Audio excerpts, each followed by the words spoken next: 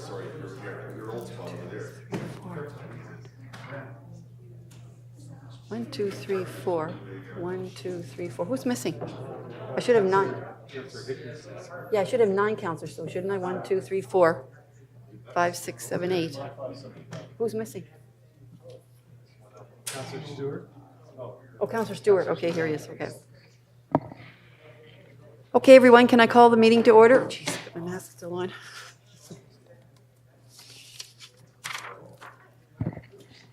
Are we set? So I want to say good evening and welcome. We are coming to you live from City Hall this evening on the officially first day of spring, I guess yesterday was. So welcome. And this evening we're going to start off our evening with a land acknowledgement. And Councillor Stewart is going to read that for us. So Councillor Stewart, I will pass that over to you. Thank you.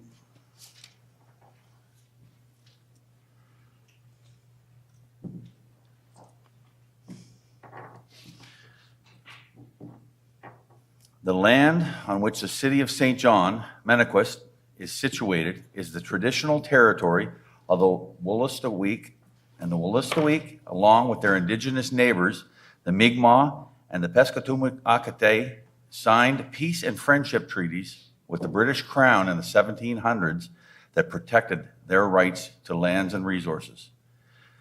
Let's take a moment.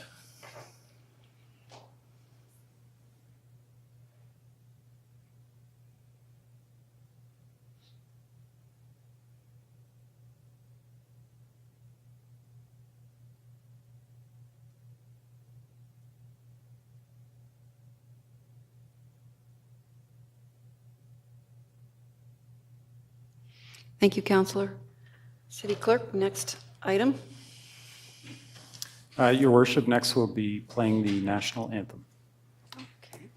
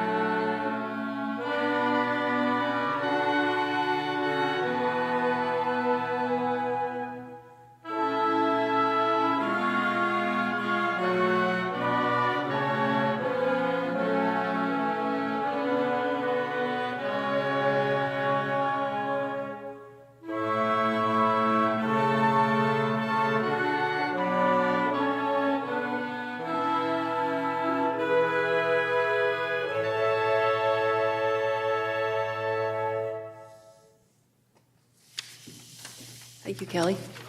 Kelly, do you know where that was recorded? Do you know where that was recorded? Nice background.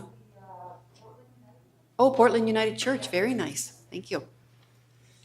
Next item, City Clerk. Thank you, Your Worship. Next on the agenda is item 2.1, approval of March the 7th minutes. Minutes. Okay, I have Councillor Radwan and the deputy on the question. All in favor? Opposed? Motion carried. Next item. Next, Your Worship, we have approval of the agenda, and there would be 3 additions coming from Committee of the Whole. So it would be the first item 17.1 coming from Committee of the Whole would be the COVID-19 vaccine or test policy recommendation, 17.2 Ashburn intersection, and 17.3 termination of market lease. All right, so I will take a motion to approve the agenda as stated. Councillor Killen, Councillor Radwan on the question. All in favor? Opposed? Motion carried. Thank you. Next item. Your worship, next we have disclosures of conflict of interest, if there are any. Councillor Redwine? 2? Oh, sorry, I have the 17.2. conflict on 17.2. Okay, 17.2 for Councillor Redwine. And Councillor Gillen? A conflict on 17.3. 17.3. All right. Thank you. Next item, City Clerk. Your worship, next we have the consent agenda. Over to you, Deputy. Thank you, Your Worship. I would move 5.1 through to 5.7. Take a seconder. Got a seconder on that? No, what's on my phone? Councillor Redwine? Are you seconding Thank that? you. No, Mayor, I just had a couple of comments. if I Okay. could. I'm looking for seconder on the Councillor Killen. All right, Councillor Redwine, over to you. Thank you. First of all, I just wanted to send out a special thank you to Sculpture St. John and Seaside Friends of Seaside Park for the donation of the public art at 5.4. And I just wanted to thank the city staff. They've done a great job with 5.7, which was my motion on attendance. And I just have one question actually on 5.6. So I'm just wondering with the fire service, just wondering if there's a certain percentage that NBCC is making from that. Chief, over to you.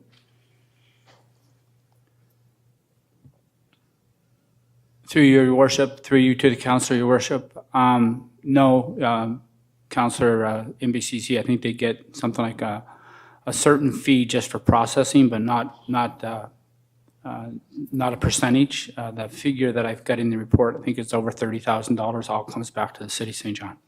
Wonderful, thank you. Thank you. Councillor Sullivan. Thank you, Your Worship. I'd just like to remove 5.7 for further discussion and debate, please. Okay, thank you. Councillor Lowe. Perfect. Okay, thank you.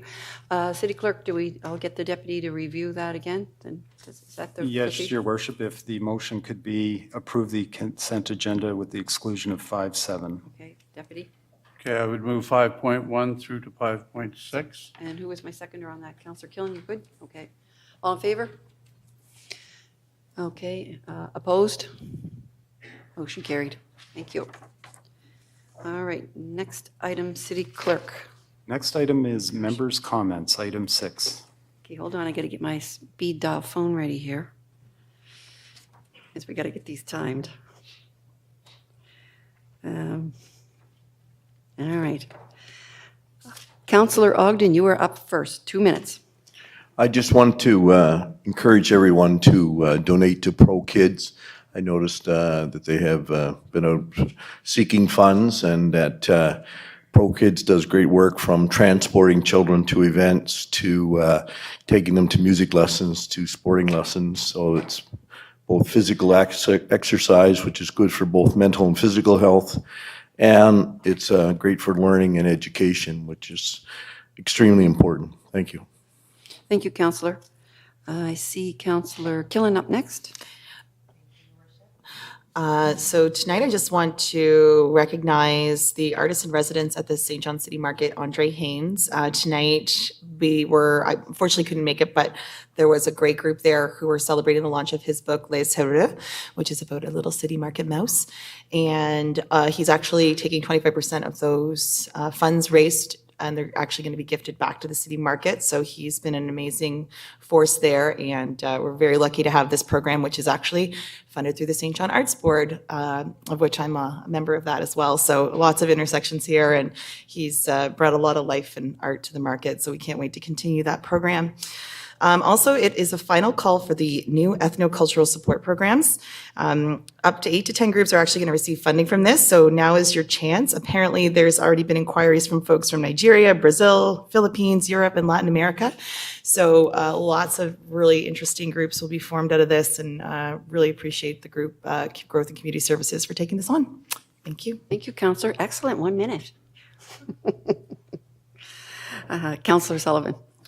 Thank you, Your Worship. I guess a couple of shout outs for students at St. John High School who have been doing some fantastic work over the last couple of weeks.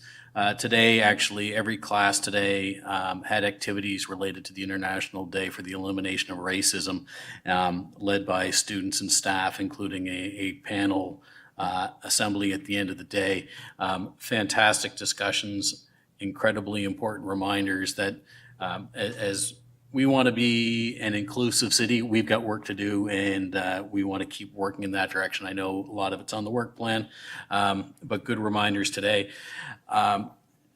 Teacher Evan Hashey, if you saw it in some of the news, Mr. Hashey had not had his haircut since before COVID. He was looking very Fabio-like. I was hoping he'd go on to stage with fans blowing his hair.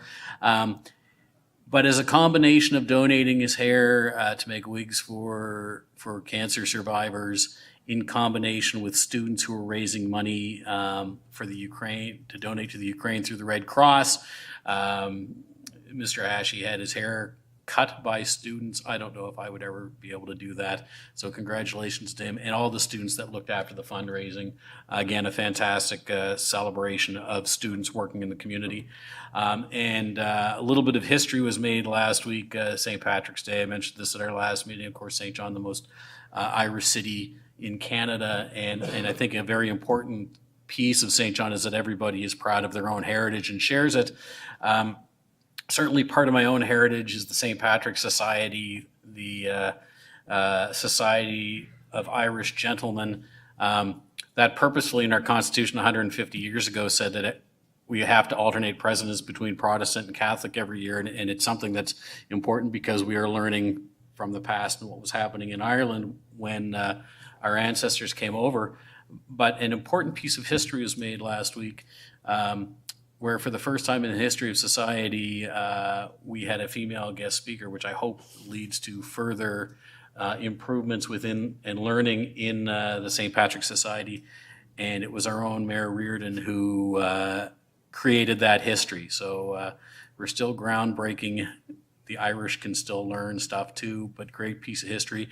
And finally, as we are in this new piece of COVID protocol, if you want to wear a mask, feel free to wear a mask. If you don't want to wear a mask, feel free to not wear a mask. The really important thing is we respect each other and continue to be kind. Thank you, Councillor. Councillor Redwan. Thank you, Mayor Rudin. In hindsight of International Women's Day, I should have actually done this the last council meeting, but I just wanted to recognize some very important women that we sit here with at City Council. One, Mayor Reardon, obviously, Councillor Killen, and when you're looking at city staff, there's just so inspirational. So I'd like to mention General Counsel Melanie Tompkins, who's sitting to my left. The Associate General Counsel is Elspeth Hagen. Commissioner of Growth is Jacqueline Hamilton. And then working with her as well is Director of Permitting, Amy Poppenroth. And Commissioner of HR, Stephanie Hossick. We also have the Director of Corporate Performance and Chief Information Officer, Stephanie Rackley-Roach, as well Director of External Relations, Lisa Casey, and we also have our Deputy City Clerk, it's Pat Anglin, and there's numerous other incredible city staff that are women.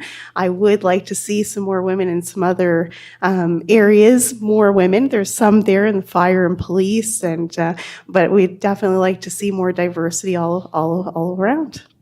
Thank you, Councillor. Deputy. Thank you, Your Worship. Speaking of inspiring women, I just want to have a big shout out and congratulations to Mary Sonia Taylor and Julia Woodhull Melnick for raising well over $135,000 to put toward a 12-unit women's transitional housing project for Coverdale.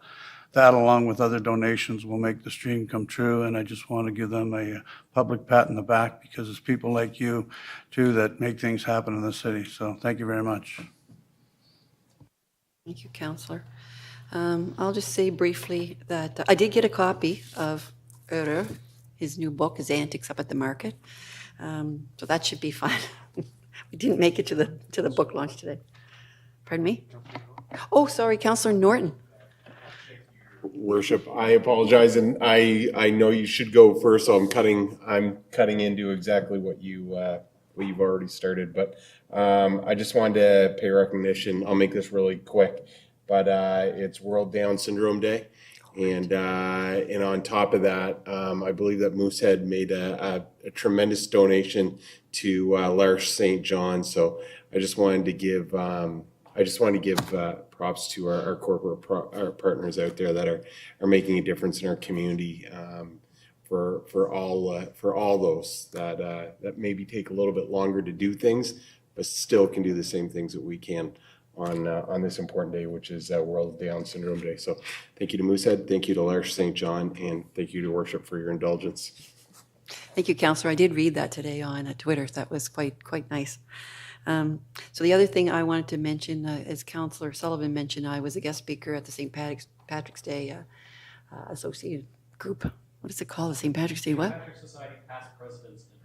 Okay, there you go. Well, because women have never been allowed, so I don't know the name of it. Anyway, so off I went, and it was an interesting journey for me because I had to look up my own family history. I've never really looked it up. And I knew my brother had some of it, and I knew that my grandparents came over in 26 they were both born in Belfast. They were 30 when they came over, and they had 5 boys by then, had another 5 here. Children, 1 girl, 4 boys, and then they took the younger ones, which my father was one of the younger ones, back to Belfast because they didn't like it here after a while, and they went back. And so I thought about all that today. I went to the employment engagement breakfast that was put on by the YMCA and the Newcomers Association. And I never really thought about how scary it must have been in those days, even almost 100 years ago, to get on a ship, sail across the ocean, and know you're probably not going to see your family again. So, and we still have a lot of newcomers that come to St. John today, and they leave countries with for all kinds of reasons. Some of them are terrible. That's what's going on, but they do come. So we really do need to make them feel welcome.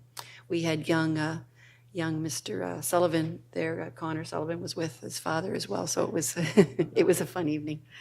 Thank you very much. Okay, City Clerk, next item. Thank you, Your Worship. Next on the agenda is item 7.1 under Proclamations. And so we have a proclamation for International Day for the Elimination of Racial Discrimination in the City of St. John. Whereas the City of St. John is committed to the belief that equal opportunity and treatment should exist for all people, and whereas every resident of the City of St. John has the right to realize their potential, regardless of race, color, national or ethnic origin, and live at all times in conditions of dignity, respect, and peace.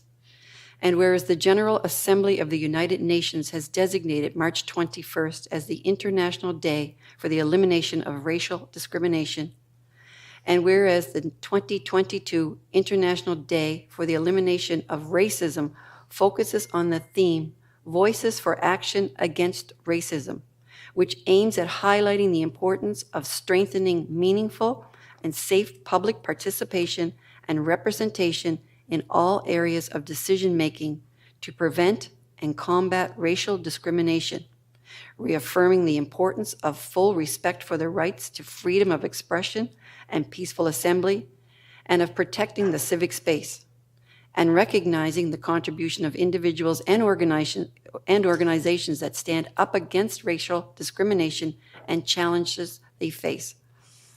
And whereas it is important for people everywhere to strengthen and consolidate their voices against racism, to mobilize against all forms and manifestations of racism and injustice, and to ensure a safe environment for those who speak up, and whereas the elimination of racism and racial discrimination can be accomplished through the understanding, respect, and dignity of all people, and is the social and moral responsibility of each person. Now, therefore I, Mayor Donna Node Reardon of St. John, do hereby proclaim the day of Monday, March 21st, 2020, as International Day for the Elimination of Racial Discrimination in the City of St. John. Next item, City Clerk. Thank you, Your Worship. Next on the agenda, under presentations, we have item 8.1, and this is for the Port St. John positioned for performance presentation. Commissioner Hamilton will introduce the guests, and they are online through our remote meeting. Commissioner Hamilton, over to you. Your Worship, members of Council, this evening I'm pleased to introduce Mr. Craig Esterbrooks, President and CEO of Port St. John, and various members of his team who are joining us virtually this evening to provide an update on the port's operations and priorities. Craig is well known to this council. He has served the port in various senior positions over the past decade before taking on his current leadership role as CEO in November of last year, and has certainly played a strong leadership role in the community through his involvement on many of St. John's boards. Close cooperation between the port and the city is certainly key to the success of St. John's waterfront and our broader community. Tonight's presentation is an opportunity to continue to enhance that relationship between the city and the port moving forward. And with that as an introduction, I will turn things over to Craig for his presentation. Welcome, Mr. Esterbrooks. Thank you, Your Worship, and Jacqueline. It's a real pleasure to be here with you guys tonight. I apologize for not being in person. I can't actually see you folks at all. I'm staring into a void a little bit, so I apologize again for that as well. And I do commit to next time being there, excuse me, in person and being in the chamber. But really want to thank you guys so much for allowing me an opportunity to introduce myself. I know so many of you, but it's a great opportunity to chat about my new role at the port and to just foreshadow a little bit about what our strategic vision is going to look like in the coming months and years. I just want to start by acknowledging I do have two colleagues who are also very well known to everyone with me tonight. We've got Paula Copeland, our Director of Engagement and Sustainability, and Patrick Beamish, a former city employee. He is our External Affairs Manager. So Patrick and Paula are with me tonight. So I just have a couple of slides. We'll keep this very interactive, and I hope to be able to answer a few questions if time permits at the end of the presentation.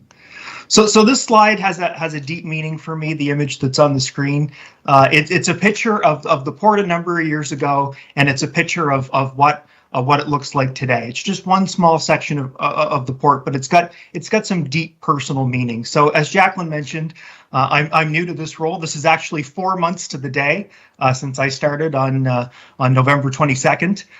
Monday, November 22nd, 2021. So I'm very new to the role of President and CEO, but in my 11th year at the port. And I had the opportunity to join the team again in October of 2011. Former CEO Jim Quinn asked me to join his group. And my task early days, and really for my first 5 years, was to help him build a business case for an infrastructure project, because Jim and many others on our waterfront had the fundamental belief that we were not successful in securing federal, provincial, private sector dollars in a meaningful way for a long time at our port.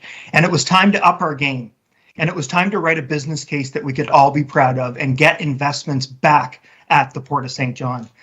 That's a long journey. It took 5 years, almost again to the day. It seems like everything happens in very specific timeframes at the port, that we built that business case. And I feel so fortunate as someone who grew up in the city of St. John. I attended St. John High. My walk currently from Germain Street, I passed my high school and get to go right down to the port and work and have a meaningful role on the waterfront. And I was so fortunate to have that opportunity so many years ago to help build this business case and for it to come to be. But building the case was complex, and for me, my journey weaved in many different ways. I got to work with Paula as we rebranded and took a brand new position that we needed to be more engaged in the community and really be more connected to the citizens around us. And we've got a lot more to do on that front, and Paula and I are very committed to making sure that we take this to the next level in the coming years. I also had the opportunity to work with our commercial operations and engineering team to understand what business development needs, what value proposition could we create at the port if we had the right level of government engagement and the right level of infrastructure investments for our port. And proud to say that in the fall of 2016, we were able to secure major government funding for a project that we call our West Side Modernization. Many of you are familiar with that project. We were able to secure that funding and get it underway. And for me, it was also a transition into the second phase of my journey at the Port of St. John. I was asked to lead a team, a corporate service team, where I served as a vice president and director prior to of corporate services that looked after finance, HR, IT, administration, government relations, and special projects that were needed at the time. So that secondary phase of the journey, I got to see the project and have a hands-on role in ensuring that we had proper financing as a port, and that we were able to meet our contribution for the $205 million project was secure, and that our revenue streams were growing sufficiently so that we could not only pay off that funding, but we could start contemplating the future investments that are needed at the port. Another thing that's very important, and I'm going to talk a little bit about this in a minute, is port digitization and having an IT strategy. You can't be a thriving modern port without leveraging data as an asset. And here, Paula's transitioned me to the next slide here. These are some visionary items that I just wanted to raise. It's very directional of where we want to take the port. And I'll start with the data as an asset. So that IT strategy was launched in 2019. We really are very keenly want to understand every piece of knowledge that we can as a port, so that when we go out to the shipping lines and other partners that we have here at the Port of St. John, that the value proposition is based on good data. That is the future for ports. It's the future of supply chain, and we want to be at the forefront of that. We also want to really test brand new technologies at our port. We feel we're perfectly sized and positioned to do so, and we want people to understand that a cutting edge, technologically advanced port is key for the future, and we are well positioned to capitalize on that. The other two, infrastructure and land use planning. While we've made several major investments in our port, we are only at the beginning of our journey of putting dollars into the assets that we are entrusted with by the Government of Canada with at the port. And we've got many exciting projects that we're going to be bringing forward here in the coming months and years. But one thing I wanted to key on is about that land use planning. And I personally have the fundamental belief that we need better transitions between port and community. We need better green spaces between the port and the community. And I'm really proud that in the first 4 months as CEO, I've worked with many city staff, Lisa Casey specifically, Ian Fogan, many others, to begin the work of creating a port city task force that really looks at what a 10-15-year vision could be about having better buffers and better transitions between marine terminals and the community. And I really think in 2022, we're going to be able to get that work underway this year and not have to wait into the future to have that better transition. I live in this community as well. I live in the South End, and I'm proud of the assets that we have at the port. But I fully recognize that we need to do better and have better transitions. Thriving global port cities around the world do a great job, and we can do the same here in Port St. John. And the last point is about port-wide decarbonization. Climate change and the significant challenges that affect our global community around the environment have to be first and foremost in everything we do at the port. For the Port Authority specific, we have the opportunity to decarbonize. Transition from electrical use can be from a renewable source. We can look at our own CO2 emissions and the energy and the impact that we have on the community and the world around climate change, and look to decarbonize our port. But we have to be thinking bigger. We have to be looking at the global supply chain, and we have to look at rail and road and everything that contributes to the CO2 impact in the world. But we want to be, as a port, a driver of that conversation. We want to work with our operators, with the cruise lines, with the shipping lines, to understand what their plans are and to make sure that we are lowering our collective carbon footprint right here in St. John. So I know I'm very tight on time. This was not meant to be a big overview of everything that's happening at the port. So I do, before I turn it over to questions, want to just highlight two really exciting things for us. One is cruise resumption. We are of the fundamental belief that cruise will resume. Transport Canada has given us a path to a safe resumption for cruise. We have 70 ships on the books this year. Many of you have seen the releases and know what the schedule looks like. But we are very excited for the folks that work on the waterfront related to tourism, that this asset is returning in a meaningful way to St. John. We're very proud that the demand is high, that people want to return to our city. We all know how great this city is. We know the assets that we have in place that people want to visit. We're adding to that this year with our container village and Fort Latour coming online and other exciting developments. And we really think St. John is a very attractive place for tourists from all over the world to come visit. And we are going to welcome them back in the safest manner possible here in 2022. And lastly, I did want to highlight a little bit about our West Side project. We're calling this position performance for performance. We've really built a foundation that we should all be proud of in St. John with our West Side project. It's nearing completion. We've spent over $150 million of that $205 million project, and this year is going to be a fundamental year as we complete that new berth into early 2023. We design and build our intermodal and entrance facility with the latest technology to make this a modern, thriving port. And I am of the fundamental belief traffic volumes are going to increase. We have the partners in place at Port St. John to prosper. We have 2 Class 1 railways, CP, CN. We have a thriving longshore union. We have an employer, a DP World, the terminal operator, who is fully engaged with investment. I will say the private sector response to that $205 million project has been over $300 million of private equity that's poured in to the Port of St. John in response to that $205 million. We have the players in place. We have the short haul rail line, MB Southern, our tugs, our harbor pilots. Everyone is fully engaged on the opportunity that this infrastructure can have on our port. Coupled with the resumption of cruise, I really believe this is our opportunity to shine for the port and for the city. And I think some very, very bright days are ahead if we can all align and work really hard together to achieve these goals. So I'll stop there. Again, I don't want to take too much time, and I want to make this an early opportunity for you to be able to ask me questions, but also to hopefully return in person someday and do a deeper dive into the opportunities that exist with the port and the city. So thank you. Thanks, Craig. We do have a couple of questions from councillors. The first up is Councillor Harris.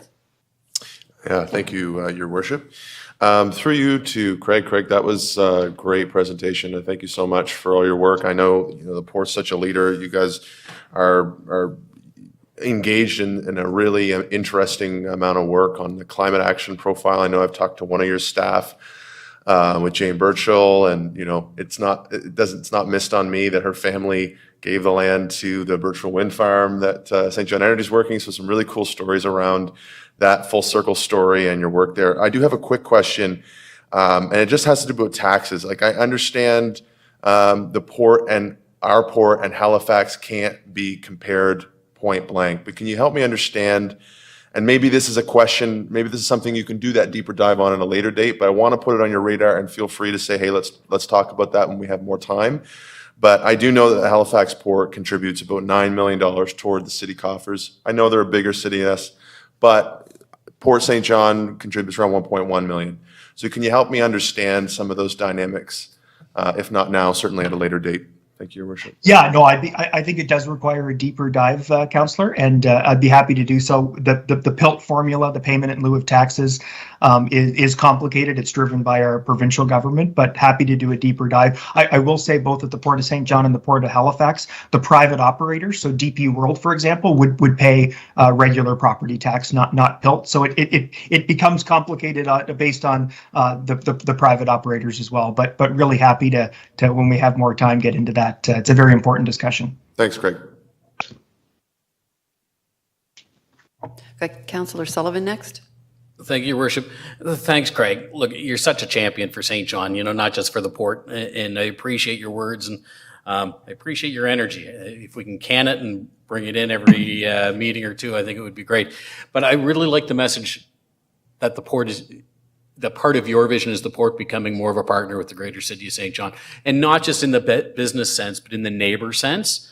And I know you and I had a conversation last week. I know DP World and the port is bringing Maiden in this summer, which for the sailing recreation community that I deal with and the kids that both the kids that I sail with and the kids that I work with at the high school, I know the message is going to be fantastic.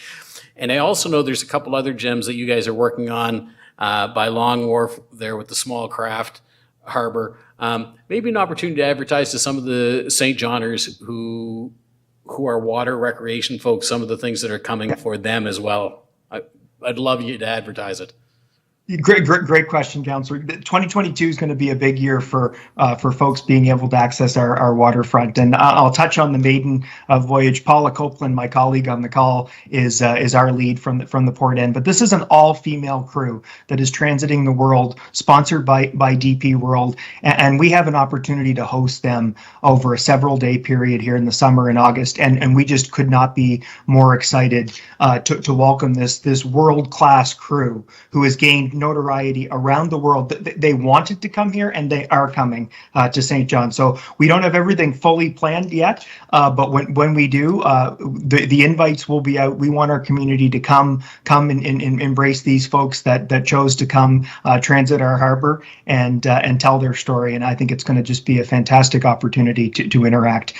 With respect to Long Wharf Slip, we are in the early stages of working on a project, and we are working with your staff at City Hall through the city manager and many others at a project down at Long Wharf Slip. We are building a breakwater, and we believe that there's tremendous opportunity as we relocate some of the working vessels of the port, the harbor pilots, and some of our vessels at the Port Authority. We think there's a great opportunity to have that be a facility that the public and fishers and others can use. And as we get to future planning stages, we'd be happy. We very much look forward to sharing more information and announcing that in a more formal way. Incredibly exciting. I think the part of the message here is just the neighbor. The port is becoming a much better neighbor with the community.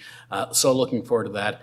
And just for folks who want to come see a sailing ship, Maiden is a race boat that raced around the world, and it's such a big sailboat, it doesn't go underneath the Reversing Falls Bridge. So it will be in the St. John Harbor, somewhere along Harbor Passage for people to visit, and a crew that they get to interact with, again, Port and DP World. So thanks very much, Craig. Look forward to hearing more.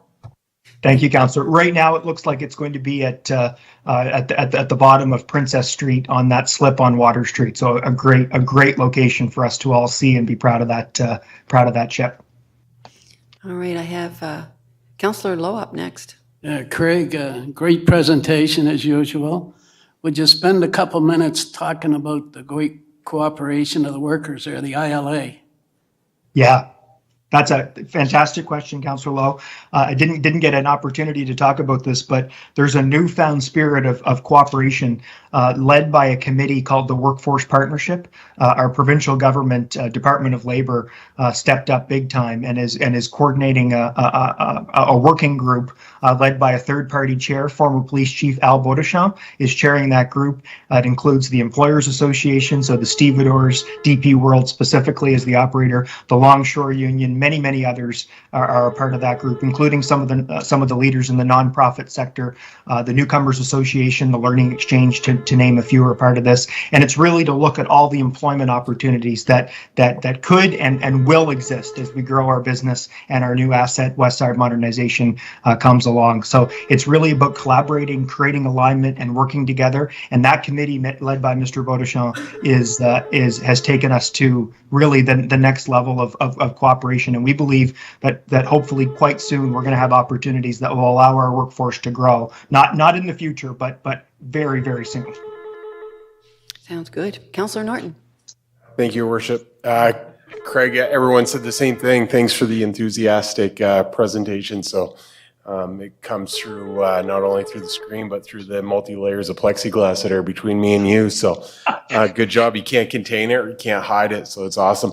On the heels of Councillor Lowe's quick question as it relates to cooperation, we often hear whether it's rezoning or whether it's business projects that look, we need to get this one done because the port is poised for growth, and where the port goes, perhaps we go. And I guess what jumps front and center is the Lancaster Logistics Park. Can you talk about how possibly the port and the moves that it's making is generating not only value adds, but it's scaling up business around our community, such as that Dever Road operation that's about to happen, and in the increased capacity that's bringing to rail, and whether that's whether that's on the road, rail, or even possibly air. Yeah, no, that's you've nailed it, Councillor Norton, and really that project specifically, and some of the opportunities we see in front of us with respect to containers, really has a lot to do with rail, and it's the value proposition of having two world-class Class 1 railways in Canada, CN and the newly established CP service. Many of you know they repurchased back line that they had sold off in the early 90s here in kind of late 2019. They've made tremendous investments. They call Port St. John their East Coast advantage, and they're out in the global marketplace promoting us in a way that I've never seen personally in my 11 years at the port. And of course, CN is out promoting the services of the port as well. Potash, the increase in that bulk commodity that we've seen, that's really driven a lot of employment and economic activity at the port, specifically in the last 2 years. That's all handled by CN trains. But you've raised a great point. With more activity, we will see more train traffic. There's no question, both on the CP track and the CN track.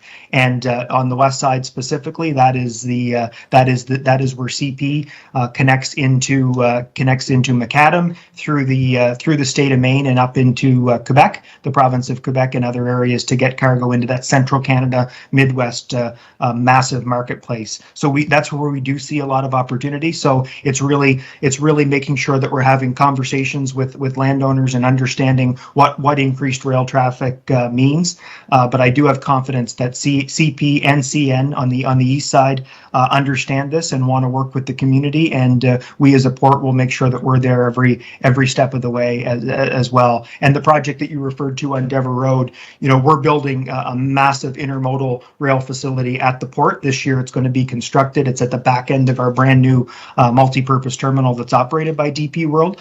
But when you have that level of capacity at the port, there's going to be bottlenecks in different areas, and our short line MB Southern is making investments like Dever Road, like others that are going to alleviate some of the bottlenecks so that we have that seamless movement of rail. Exciting times. We're in good hands with you in the wheelhouse. Thanks, Craig. Thanks. Well, Craig, that looks like it's it for questions from Council. And I do want to say thank you very much for coming in. I've heard the presentation before. I always love to hear it again. It's exciting and it's enthusiastic. And it wasn't that long ago when we look back in our history that the port was the backbone of St. John. And it looks like it's coming back around again. I always like to say, when I look at St. John, I hear that port presentation. I say Cinderella's getting her glass slippers on and she's about to head to the ball. So that's us. I love it. Thank you, Your Worship. My pleasure. It's always a great pleasure to have you here. So thanks again, Craig, and we'll look forward to hearing from you again in person. And we want to hear all about all the jobs and what they're paying and how they've been kicked up the next time, how technology's impacted them, et cetera, et cetera. Right. And lower that environmental footprint. Oh, big time. Thank you. Same time. All right. See you later. Thanks. Thank you. Okay. City Clerk, next item. Oh, I need a motion to receive and file, Councillor Killen and the Deputy for receive and file on the question. All in favor? Opposed?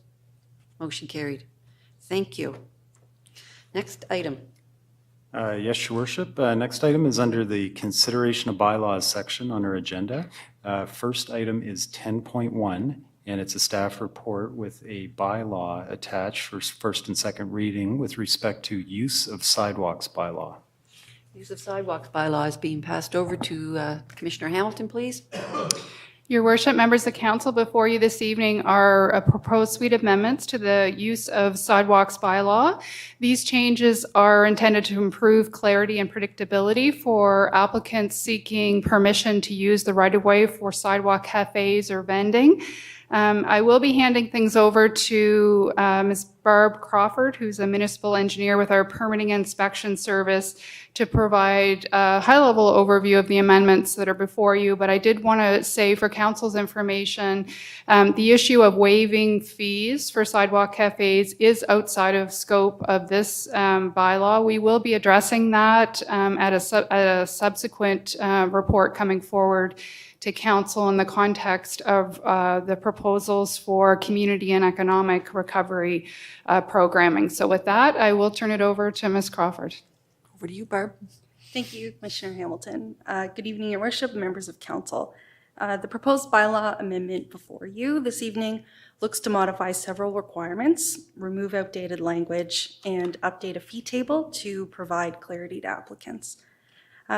We're, as staff, continuously looking for improvement opportunities as it relates to delivery of public services. With that, I'll summarize the proposed bylaw for you all.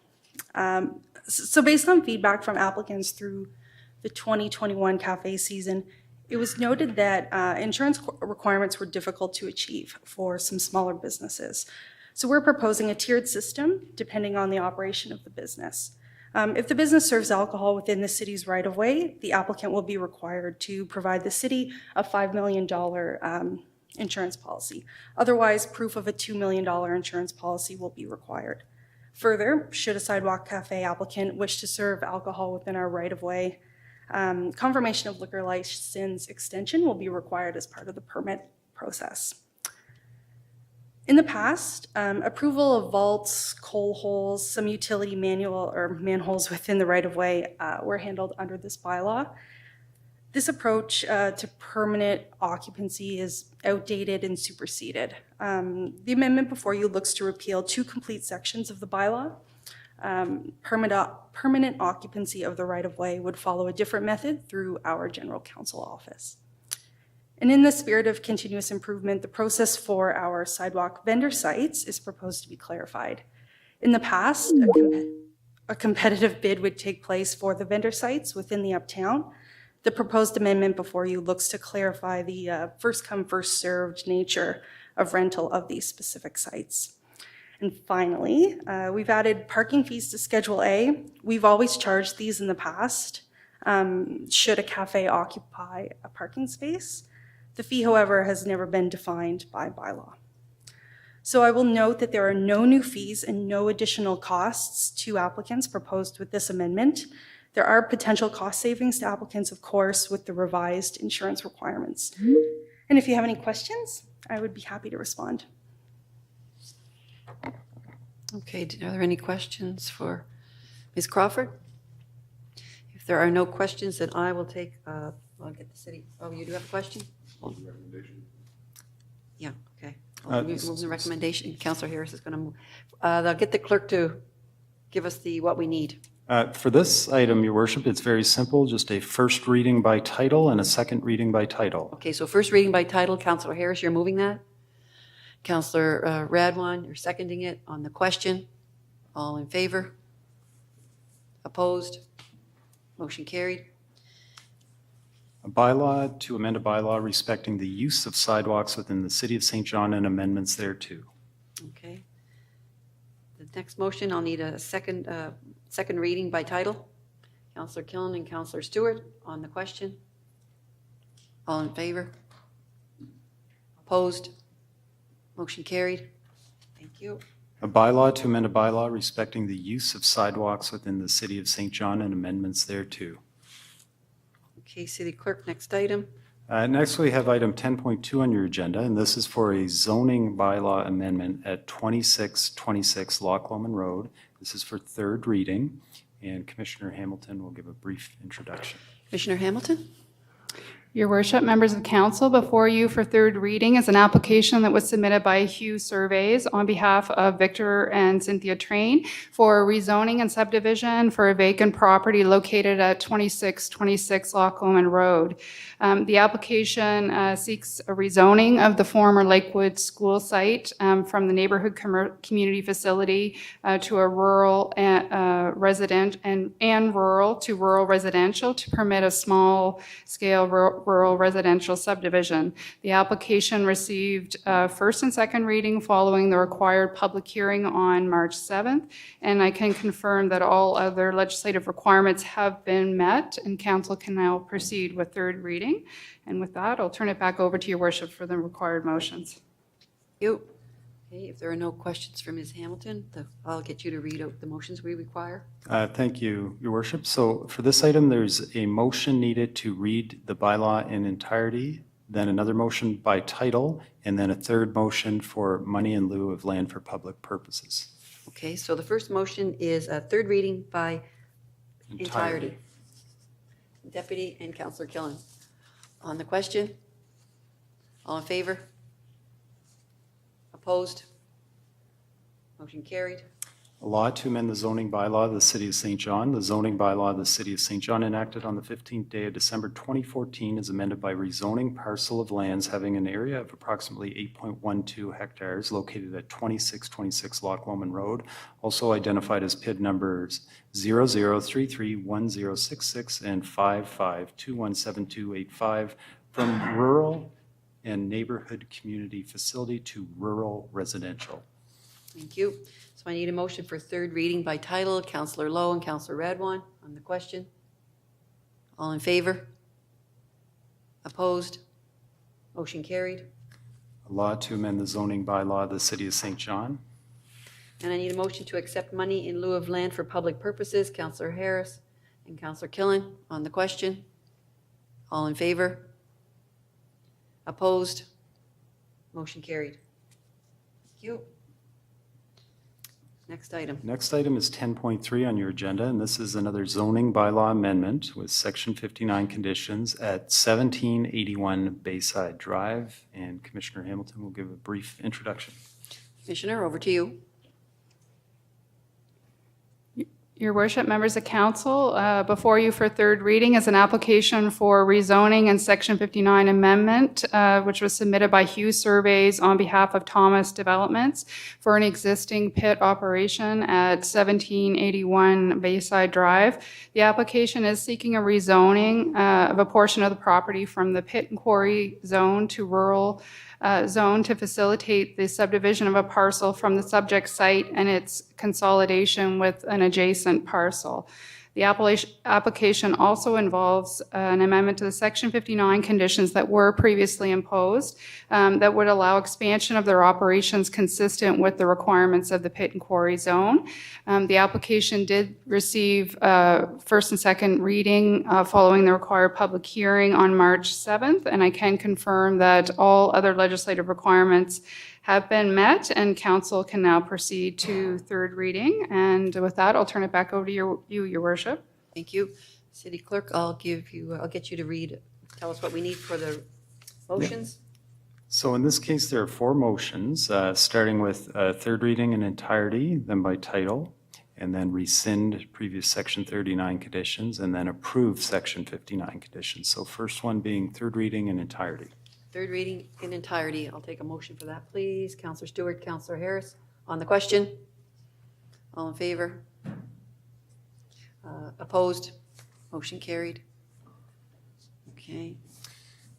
And this one is a law to amend the zoning bylaw of the City of St. John. The zoning bylaw of the City of St. John enacted on the 15th day of December 2014 is amended by amending Schedule A, the zoning map of the City of St. John by rezoning a parcel of land having an area of approximately 1.71 hectares located at 1781 to 1875 Bayside Drive, also identified as a portion of PID number 55239131 from pit and quarry to rural pursuant to a resolution adopted by Common Council under Section 39 of the Community Planning Act. And now a motion by title, Your Worship. Third reading by title, Councillor Sullivan, Councillor Radwan. On a question? All in favor? Opposed? Motion carried. Law to amend the zoning bylaw of the City of St. John. And now a motion to rescind previous Section 39 conditions. Motion to rescind previous Section 39's Councillor Harris and Councillor Killen. On the question? All in favor? Opposed? Motion carried. And finally, a motion to approve the Section 59 conditions. Motion to approve 59, Councillor Sullivan. Councillor Stewart, on the question. All in favor? Opposed? Motion carried. Thank you. Next item, City Clerk. And next, under consideration of bylaws, you have item 10.4. It's a bylaw respecting weight restrictions within the City of St. John. This is going for third reading, and Commissioner Hugenholtz will give a brief introduction. Commissioner Hugenholtz, please. Yes, thank you, Your Worship, and to Council. Before you this evening is third reading of a change to our spring weight restriction bylaw. As outlined at the previous meeting, the main effect of these amendments is the introduction of a new permitting system for movements of overweight loads during the province's spring weight restriction period. So that is before you this evening. Subject to your questions, I'll turn it over to the Common Clerk. Okay, I do have a question from Councillor Redwan. So tonight we're deciding on just the process of deciding or permitting a vehicle to move over that over the land, over the roads when you have your restrictions in place, correct? So we're not debating whether or not we should or we shouldn't. We're just debating the process tonight, which was done before. Not debating it. We've done that before. Okay, Councillor Redwan, that's you're up. Well, I really just have a question about the process on how it was decided which roads would be exempted. I agree with most of this, but is that okay for me to ask Commissioner Hugenholtz? Commissioner, go ahead. Yeah. Yeah, through you, Your Worship. These are the streets outlined that are designated in the bylaw. So this basically will allow changes during that time for trucks that can't be broken down in weight anymore than existing. Because I guess my concern is that there's many large businesses that would probably reap benefits of not having to pay because of the areas that are exempted. So just wondering how did you actually define which roads would be exempted? Through you, Your Worship. These are identified as truck routes in our bylaw, so that's where they would apply. Okay, thank you. Okay, it's a tricky one because spring is building time, and it's a time when our roads are very vulnerable too. Okay, so City Clerk, motions? Yes, Your Worship, this one only has two motions. Third reading by summary. This has been advertised, so we don't have to read the full bylaw unless Council wishes us to do so. And then third reading by title. City Clerk, we all read it already in the kids, all those pages. So I'll take a motion for third reading by survey. Summary, sorry. Summary. Councillor Harris and Councillor Killen on the question. All in favor? Opposed? Motion carried. A bylaw respecting the weight restrictions within the City of St. John. This bylaw is a complete update to the current City of St. John weight restriction bylaw. In addition to the incorporation of a permitting process, the new bylaw is aligned with the Local Governance Act and includes improved references to axle limits contained in the Motor Vehicle Act and its regulation. The previous weight restriction bylaw, MV 17, enacted on the 5th day of April 2004, and all amendments thereto are repealed. Thank you. I need a motion for second reading by title. Councillor Sullivan. Councillor Stewart on the question. All in favor? Opposed? Motion carried. Thank you. A bylaw respecting the weight restrictions within the City of St. John. Okay, City Clerk, next item. Next, under item 12, business matters, we have an item 12.1. It's a staff report entitled Referral Response 2022 Field, Arena, Floor, and Tennis Rates. Okay, I'm passing this one over to the Commissioner for an introduction. Commissioner Hamilton, please.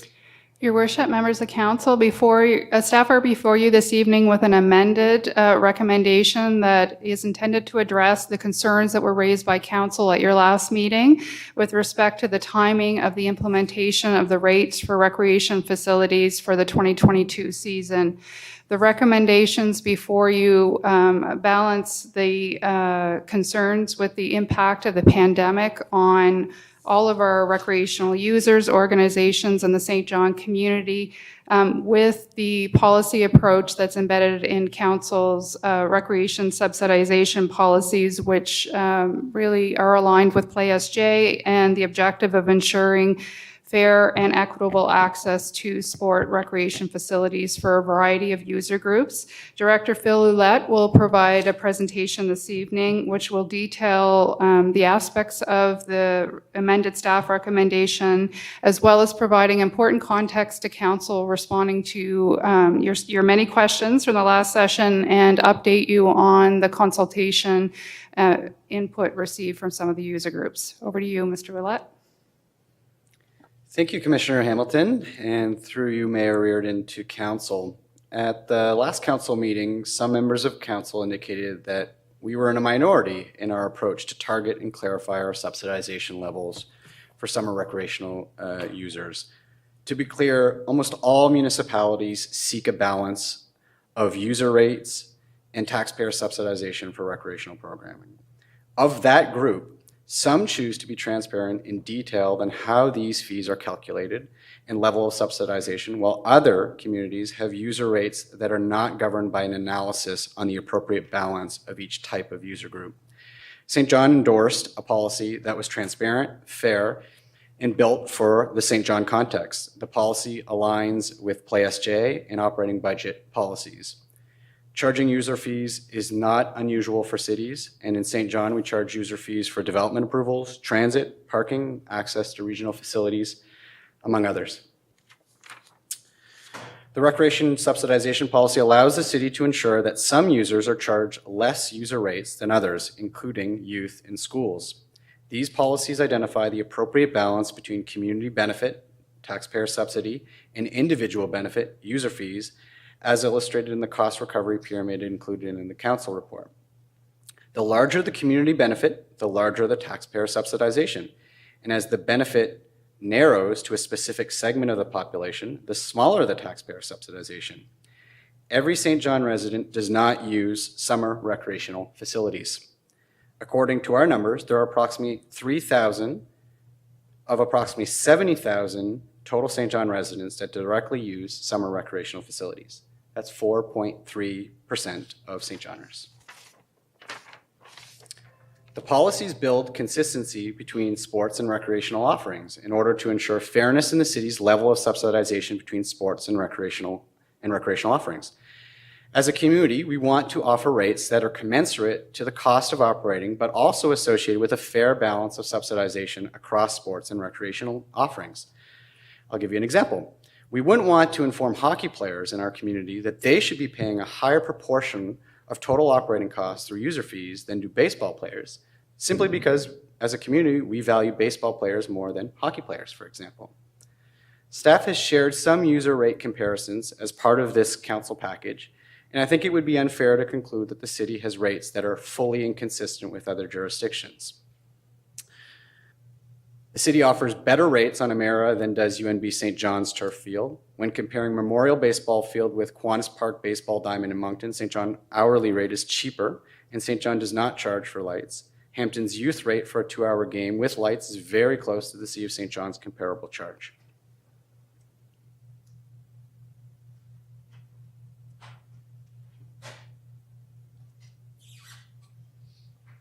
Recreational subsidization policies has sought the following level of subsidization. However, these are not fully accurate as we eliminate 50% of total operating costs for these fields as part of our calculation of rates.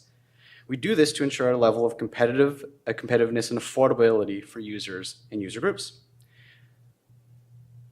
When you account for this 50% reduction in assessment, which is essentially an additional taxpayer subsidization for users, youth users pay 30% of total costs, 70% is paid for by taxpayers, while adults pay 45% of user fees through user fees, and 55% is paid for by taxpayers.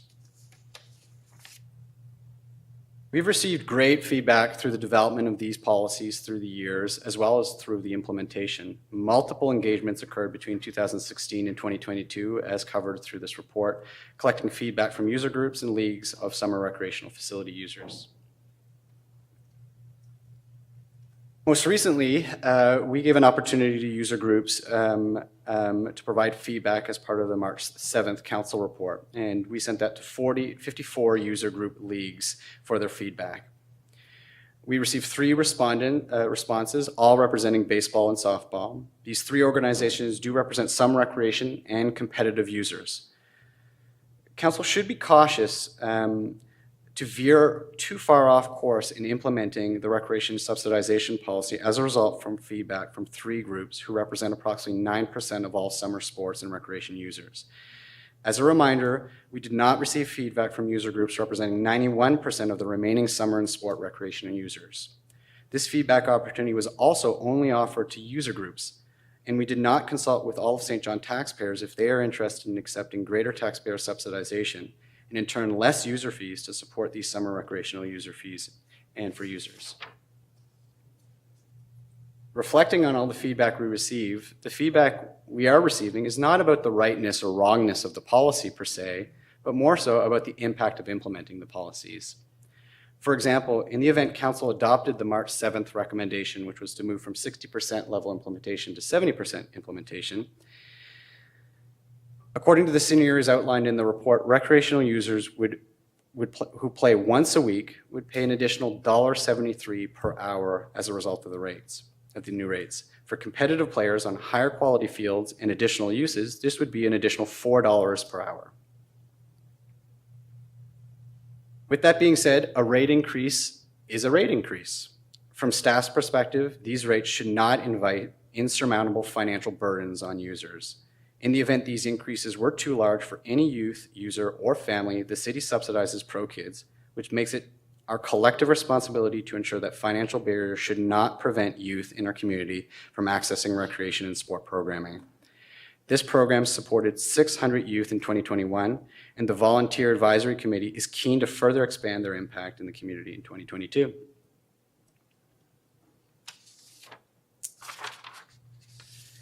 Before sharing the updated staff recommendations, staff would caution Council to interpret this decision about implementing the recreational subsidization policy as an opportunity to fully prioritize recreation as part of the Council priorities for this Council. Such a discussion would require a further investigation on whether a reduction in expectations on these users is more impactful in our community than a reduction in user fees from other services, for example, transit, parking, access to regional facilities, and where exactly the funds would be generated through our operating budget. In turn, staff are not convinced that a reduction in user fees would be the highest impact action that Council could take to prioritize recreation offerings and services in St. John, such as introducing new programming, improving existing programming, targeting specific neighborhoods or facilities. Additional research would be required to make that assertion. Staff do believe that this broader discussion on recreational prioritization is well served at Budget 2023 discussions through the long-term strategic plan and 5 new recreational programs that will be presented to Council in Q3 or Q4 of this year.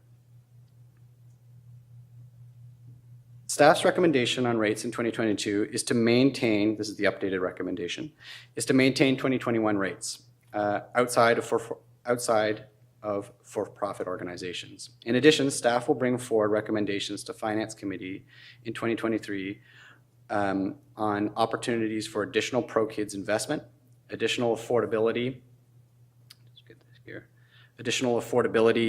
in competitive adjustments in the calculation of field rates, and further differentiation of field types in the assessment of rates. This will all be done with more accurate and up-to-date user data that we hope to generate in 2022. Thank you all for your time this evening, and staff are pleased to respond to any questions you might have. Thank you, Mr. Willett. I thought the kit contained a very comprehensive, that item was very comprehensive. It was great to read through it. Brought me back to my old days as a councillor when we went through all of that. A lot of our decisions, of course, over time have been tough ones, and I certainly recalled that reading through all the literature you sent, so it was nice to have it. I do have a couple of questions for you. Councillor Harris and then Councillor Ogden. Thank you, Your Worship. Through you to Phil, Director, thank you so much for that presentation and for ridiculous amount of work you've had to put into this file over the last few years. I understand it's a lot. I'm just looking at a couple of things. here, and correct me if I'm wrong, but if we keep 2021 rates and we accept this policy, then next year, the 2020, what would have been 22 rates this year would be coming to 23. And that would put our Class B field and Class A field, Class A field would be $57.50 an hour, and Moncton's Class A's for a 1 to 5 hour time slot, ours are 2 hour minimums, theirs are 5, would be $35 an hour for a 5 hour slot. Next year, if we accept this policy going forward, our Class A field is going to be $57.50 for 2 hours. So, and that's just Moncton. If I look at Dieppe, it's $9 an hour. If I look at Fredericton, it's $34.20 for a 2 hour time slot, which is similar to us. But at Class B, ours would be 23, theirs would be 10. I'm just going down through the list. And if I'm somebody who's moving to Brunswick and I care about recreation, why am I moving to St. John? And how many kids are we losing down the road to Hampton and Quispam and other places with this policy continuing? I understand where it's at right now is what you're saying. Let's keep 21 for 22. That's great. I certainly support that. At the end of the day, this policy at its root going forward concerns me. So can you explain to me why somebody would move here with these rates being so dramatically different? Go ahead. Okay. You go first, Director, and then I'll add it. Sure. To answer your question, this evening, the question before council is not what's going to happen in 2023. And part of the caveat of the recommendation through staff is to do all this investigation and come back. So we talk about a potential adjustment to that competitiveness and affordability. So to judge what will happen in 2023 at this stage, I think is too soon to do that. We also would look at Pro Kids as a possibility, as well as using new user data. So part of the vision of this policy is competitiveness and affordability. So if there's ever a claim that we're out of that market, that's something we need to talk about, we need to review. And I think the recommendations provided by staff acknowledge that, and we want to make sure that we're still competitive. And in 2023, I think we'd be bringing recommendations forward to respond to that. Okay, Your Worship, I got a couple other things I want to say, but I'm going to pass it on to the next person, so Okay, I'll good. come back. All right. I've got Councillor Ogden up next. Thank you, Phil. When you talk about collective responsibility, and you talk about the percentage of people who use recreation, well, if you look at the percentage of people who use our police department, which is collective responsibility, we all pay into that, and the fire department, and our healthcare, and our education, nobody would dispute putting money into an elementary school or a hospital, but it's only used perhaps by only a certain percentage. So I think we have to look at recreation that way. Recreation is going to attract people to our community and keep people in our community. But it's also going to do a lot with physical and mental health. So it's not a luxury. So when we look at percentages, I think we have to really be careful of looking at recreation as a luxury that we can or cannot afford. It is, I think, part of our collective responsibility, especially comparing us, if we're going to compare ourselves to Fredericton and Moncton, remember they have higher wages, bigger benefits, and lower poverty rates. And this is an argument we're having, or a discussion we're having with the province right now over our tax dollars. We should not be, we're saving the province a lot of money by having healthy children, because the other side of that is to go to the hospital. So that's one thing that I think we have to get the province to understand, is having high rates of poverty and looking at the makeup of our demographics, not just comparing the size of the three cities, but what can we do to have healthier children. And remember, all studies now show that active children also learn more and learn better. And I think COVID has probably shown us that even more so. So I don't think we should apologize at all for promoting recreation in any way. Like, it's not a luxury. It is actually part of our collective responsibility. Thank you. Thank you, Councillor. Next up, I have Councillor Sullivan. Thank you, Your Worship. This discussion, first of all, thanks to staff for all the work that you've put into this. And I agree with Mr. Ouellette that the policy discussion needs to come later. And, you know, I would suggest, given the diverse opinions around council, for the city manager, this isn't a one-off in a couple of minutes on a Monday night conversation that we need to have, because we need to have a conversation about subsidization. not just in recreation, but this, we're talking about subsidization here. And the piece that I keep hearing, and all threads is, and I agree with everything everybody has said about recreation for youth. But I think we need all youth to have an opportunity to have sport and recreation and arts. We're very focused on a small bit here. But also, there's a difference between recreation level and elite level. Elite level, they charge at the gate. They have a way to recoup their money. The folks who are going out to play the after-school soccer game at the house league level aren't charging at the gate. Mom and dad can only pay so many 50-50s. But adults who are paying 45% of what it costs to run a field. I had a conversation with a friend of mine around the curling table last week where we pay full rate, but he was talking about a summer softball team where people are complaining about paying $25 more, and then they go play golf at their golf club on the weekend where they have no problem dropping $2,500 down for their golf membership, but they'll complain about an extra $25 for their slow pitch softball team because of the city rates. We need a deeper dive into this that's in context. As we're comparing what Moncton and Dieppe have, I'll tell you something they have. They have lower tax rates than the city of St. John. They have lower water rates than the city of St. John. There's all sorts of things we can compare to. If we're talking about subsidization, Council, if you haven't heard from Debbie McCormick lately about the rates that her mother, Beulah Lamb, pays for water and why we're not subsidizing senior water rates when we're talking about youth recreation rates. Subsidization is a much larger conversation than what we have in front of us tonight. I am fine with youth. We need to get more youth out as much as we can. But the argument with everybody else, I am having trouble with moving everyone else's rate along. Okay, maybe for a reboot for this year because of COVID. So I've been wrestling with the recommendation from staff because it is slowing policy up. But I think for a reboot for a COVID year, okay. But as we get talking about subsidization, I want to make my point very clear. And as we're listening to everybody, I have heard, I think Council has consensus and is unanimous about looking after our youth in recreation. I know I'm over time. Would you mind if I circle back to you? So I'll just, give me 2 seconds. Well, actually, that's it. It's youth and recreation. If I have more, I'll come back. Okay, thank you. Councillor Killen. Thank you, Your Worship, and through you to Director Ouellette. Thank you for all of this work and the questions and the answers and, going through this in great detail. In opposition to Councillor Sullivan, I do believe we should be subsidizing the adults as well. I think a healthy community is not just our youth, it is our seniors. And I also believe that, to Debbie's point around her mother's water rates, absolutely. Let's look at this. Let's try to help the most marginalized people in our communities. But, as someone who has been consistently edged out of the middle class, even with owning a business, even with being here on council, I just identify with the parents. I identify with their needs to feel healthy as well and participate in softball and hockey and all these wonderful things. And as a community, I just think, caring about these assets and the common areas that we fund and support, and we've right-sized so much.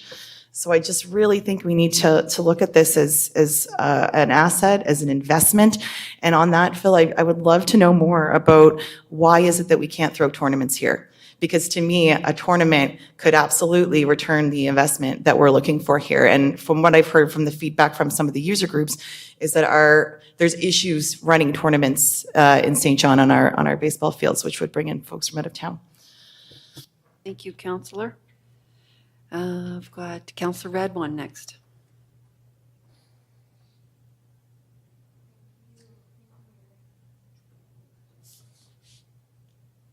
Mayor, through you to Director Ouellette. So I just wanted to really kind of give my perspective today on why I was really questioning this policy before. And so because of COVID, people have definitely had some undue hardship happen. I was really concerned that we would be pushing out youth that would be like lower middle class, not able to play. But as I understand it, Director Oletta, you can kind of confirm maybe a little bit for me.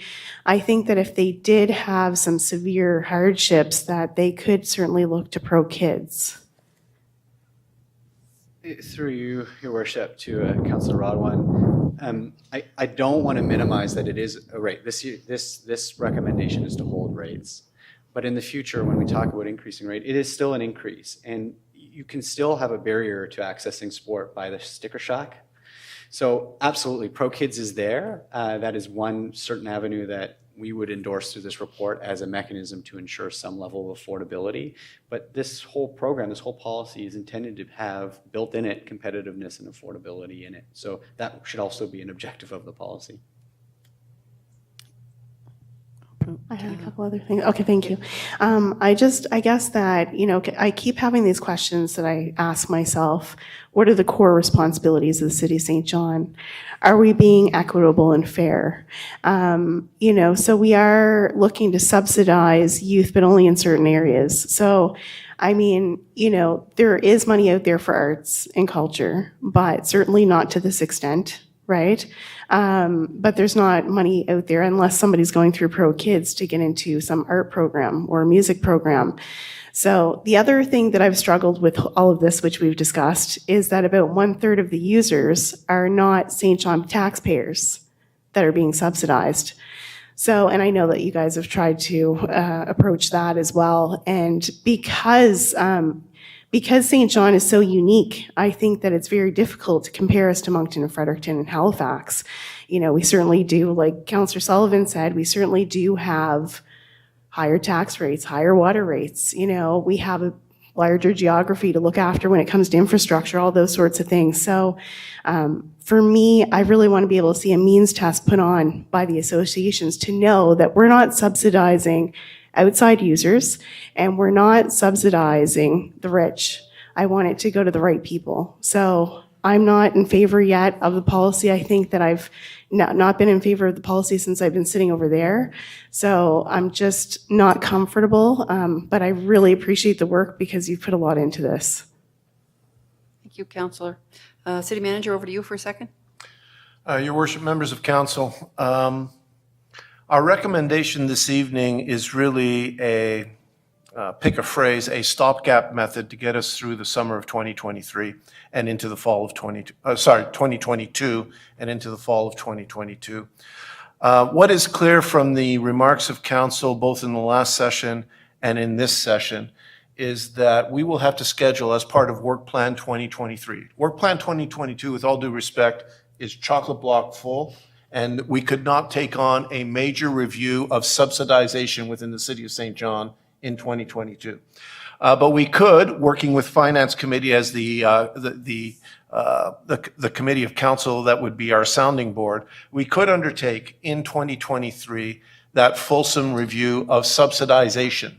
Not just the subsidization policy associated with our recreational facilities, which is what we have been doing for the past many years, but broaden it to a fundamental review of subsidization. Our CFO has often said we need a subsidization policy for the entire city, not unlike what we have done with other financial policies. So as your city manager, I would suggest that for this evening, if you could consider the report that is before you and the recommendations that are before you, which is in essence status quo for the summer. Let us do the small little changes within the policy that we are recommending within the report and the commitment to do a review moving forward. But what I am hearing from council, unless I've got it wrong, is as a part of Work Plan 2023, we will need to have a much broader discussion on subsidization within the City of St. John. Thank you. City Manager, Councillor Lowe. Confused because I thought we were dealing mostly with the youth. The adult went down, and there was very little raise for tennis and ice hockey. And yet you came and you did the brush with everybody, and I couldn't, if you're complaining about the $46,000 that we're losing, why wouldn't you have allowed the raise for tennis, allowed the raise for ice hockey, which was very little when the amount of people play hockey on each side when they're playing. I couldn't understand at all the way you came out. And now the way Councillor Harris is saying, if it ain't going up nothing now this year, it's going to take a big jump in '23, which it would have been much easier to do a little jump this year and a little jump next year as you move towards the total. But why you did tennis and ice hockey, I had no idea. I couldn't understand that at all. If I may, Your Worship, I'll take that one. First of all, a small correction. This is not ice hockey. This is using the arena floor. Hockey, well, yeah, Right, ice. but it's still the arenas. Yeah. The approach we took is if we're going to do status quo because of COVID recovery and because we have a broader discussion to have on subsidization, then we should at least be fair and apply it to all the groups as opposed to just the group that is currently vocal on the issue. That was the rationalization of council. We did not hear from tennis and the floor arena users, but that does not mean that they are not affected by this, and therefore we wish to take a universal approach across whole as a status quo option for the remainder of this calendar year was the argument. Thank you. Go ahead. But we talked about the $46,000 it was costing us. If you don't complain, then you probably accept the way it is. And I think somebody said they had 42 emails, and they're all mostly around youth hockey. So if somebody doesn't complain, it pretty well usually means they can live whatever it is. And we wouldn't have lost the 46,000 that we're losing this year, because if we vote this tonight, then, I still don't understand that. But anyways. All right, thank you, Councillor. Councillor, I'm going to go to Councillor, to the deputy, and then I'll come back to you, Councillor Sullivan, for round 2, and then Councillor Harris. So, deputy? Thank you, Worship. Well, I guess, I agree with a lot of the things that have been said around here. Everybody wants to see our youth playing sports, okay? We got to stop trying to compare ourselves with Moncton and Fredericton. I mean, if we're going to do that, we'll just accept their tax rate. That's what we'll do. We'll accept their water rates. If we go bankrupt, that's what it is. It is what it is. So we got to stop. We got to look at reality here.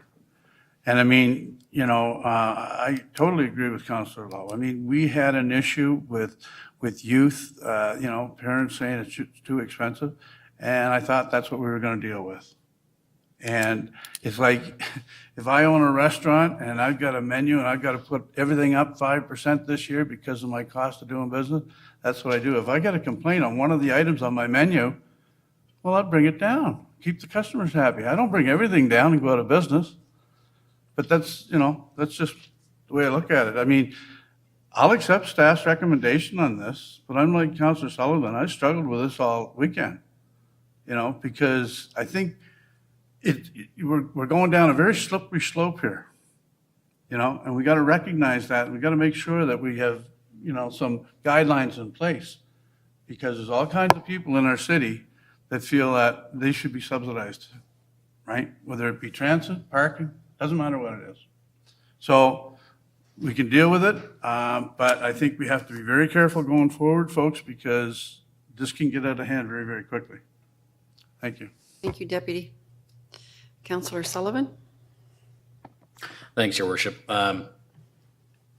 Try to stay focused on the report in front of us. I'll leave the subsidization debate for the next day. First, I think if we're going to be open and transparent, we can't show percentages of 50%. I really liked your slide up there that showed what it really is. So let's put the cards on the table and show that adults are paying 45% and 30% for other groups, and move forward. So we're showing what's true. I appreciate the numbers. We have 3,000 residents who are using our summer facility. So if we heard from 50 of them, we heard from 1.2% of users. To Councillor Lowe's point, we had 1.2% complain of our users, but we had 0.07% of our funders complain. So of taxpayers who are worried about the use of money and collection of money on their behalf, appreciate what everybody's input, and actually the only component of this recommendation, I appreciate what staff was trying to do that I can support, is at this point in time is the youth component. So I know nobody's made a motion yet, but if the motion comes forward that includes everything, I won't be able to support it. If somebody wanted to make a motion that supported the youth component of this report with everybody else's component from the last report, I don't know how that would be worded. That concept, plus I guess the youth and the for-profit part of this component with everything else from the last report, that is where my headspace is. Thank you. Thank you, Councillor. Councillor, I'll go to Councillor Norton, since you haven't had a first turn yet. Yeah, no, thank Okay. you, Your Worship. Yeah, somebody asked me this evening coming in what was the most difficult thing. It was this one. It seems to be an annual event, and it's one that we wrestle with. I feel a lot of the points. I guess the benefit of going last, and maybe strategically so, is a lot of the things that people have said, just like the deputy said, I agree with. But it begs a further conversation. One of the themes that seems to be arising, at least and I know everyone around here is talking to people from different spaces and teams, and everyone's got all kinds of teams, whether it's winter sports or summer sports or whatever. There's all kinds of them, but is the investment that we make into our recreational assets that perhaps other municipalities have more premium spaces and places to play, whether it's arenas or fields or tennis courts or basketball courts, that their facilities are more premium, and what we have is we have a lower grade but premium prices. So I've heard that. I'm okay with paying premium, but I want to be driving the Lexus or whatever. So I think we need to have a conversation about how much we're reinvesting into our facilities, because, and I know that we have some good facilities out there. I know that but they are showing their wear and tear, and they're showing their age. And I know our men and women do a good job of keeping them up, but it does beg the question about how much we're investing into recreation as a priority. Like we're not, and I know it's difficult to get line by line, but I remember maybe 4 years ago, Moncton at that time, for every dollar we were putting in, was putting $2.50 in. They were doubling our pace, and what we're seeing is we're seeing that. So we need some revitalization. We need new juice in recreation. So I don't know if the councillor put a motion on the table or not, Councillor Sullivan, but I'd be prepared. I know there's other people maybe with their lights on, but I'd be prepared to second that motion that's there and let that die on the table. I'm certainly willing to do that. And Your Worship, I don't know if now's the time. I see Councillor Harris is there, but you can always come back to me. But those are my broad thoughts, and the thought that we need to talk about what we're subsidizing, just not in recreation, but in other places, such as water. But it is a broader conversation, but certainly advocating for more reinvestment into our recreation. Thank you. All right, thank you, Councillor. Councillor Sullivan, are you putting a motion on the table? And then I'll go to Councillor Harris. Okay, well, I'll go to Councillor Harris. Go to Councillor Harris. Okay. They can put a motion on at any point, so I'm just clarifying that. But you are up next for Thank your, you. It's our responsibility as councillors and as a city corporation to do our best to protect the commons that has been built up over the years for the common purpose of our community. I know what people are saying about we can't benchmark everything in every other city. But why do you think we have so many billionaires in this city? It is not because their tax rate is high. It's because their tax bill is low. At the end of the day, the tax bill is what matters. At the end of the day, yeah, our water rates are high, but everybody gets 10% off their energy rates. So let's call a spade about what really is reality here. It isn't always about the tax rate. And it certainly is about, Councillor Norton's point, premium fields for premium price makes sense. You've got 3 or 4 other fields in Atlantic Canada that are better maintained fields, state-of-the-art equipment, state-of-the-art stuff for 50 to 75% less per hour. It's just not competitive, and you couldn't convince me with any amount of jargon that it is. And so by voting yes on this policy and its integration, and I know we're not voting on this tonight, but I need to say it because we're talking about it. We're signaling the community that we're heading down a road of eroding those commons, and we wouldn't dare apply this policy in any other area of life, to Councillor Ogden's point. Could you imagine if we said that only people who use roads should pay for them, or sidewalks? After all, I haven't driven on 2/3 of the roads this year. Why should I pay for them? Or how about water and sewerage? I don't even have that in Martinon where I live. The answer is simple. It's because these are services that we all understand are important to hold in common. So my motion is simple, Your Worship. I move that we freeze the rates as they are currently, as staff recommendation says. And that we, as Councillor Norton said, we make these crucial investments in recreations in our parks to provide the best possible service we can to our residents and develop a new governing policy, to the city manager's point, in 2023 that embodies these values. And I can copy and paste that if it's difficult. But that's my motion. Okay, so I've got a motion on the floor. I'll get you to read the motion again so Yeah. that we're all clear on this motion Freeze the rates as they are currently for this year. for 21, from 21 to 22. Make crucial investments in recreation and our parks to provide the best possible service we can to our residents, and develop a new governing policy in 2023 that embodies those values. Okay, that's the motion on the floor. So we've got a seconder on it. Okay, Councillor Sullivan, you're up to speak to the motion. I can't, it's why I was slow in putting these together. I was checking wording with staff next door to make sure that things were in order. When we make motions on the fly, we are certainly at risk. As the finance chair, what is the best possible service? That is very, very broad, because we can certainly have a best possible service and take money from one place and sink it just into recreation, given what's said there. What I was prepared to do, actually, after a quick conversation with staff, is Councillor Lowe and Councillor Norton's conversation. I appreciate them offering to second a response. And from speaking with staff real quick, the fastest way to do exactly what we're talking about is to support the staff recommendation that is being presented to us tonight.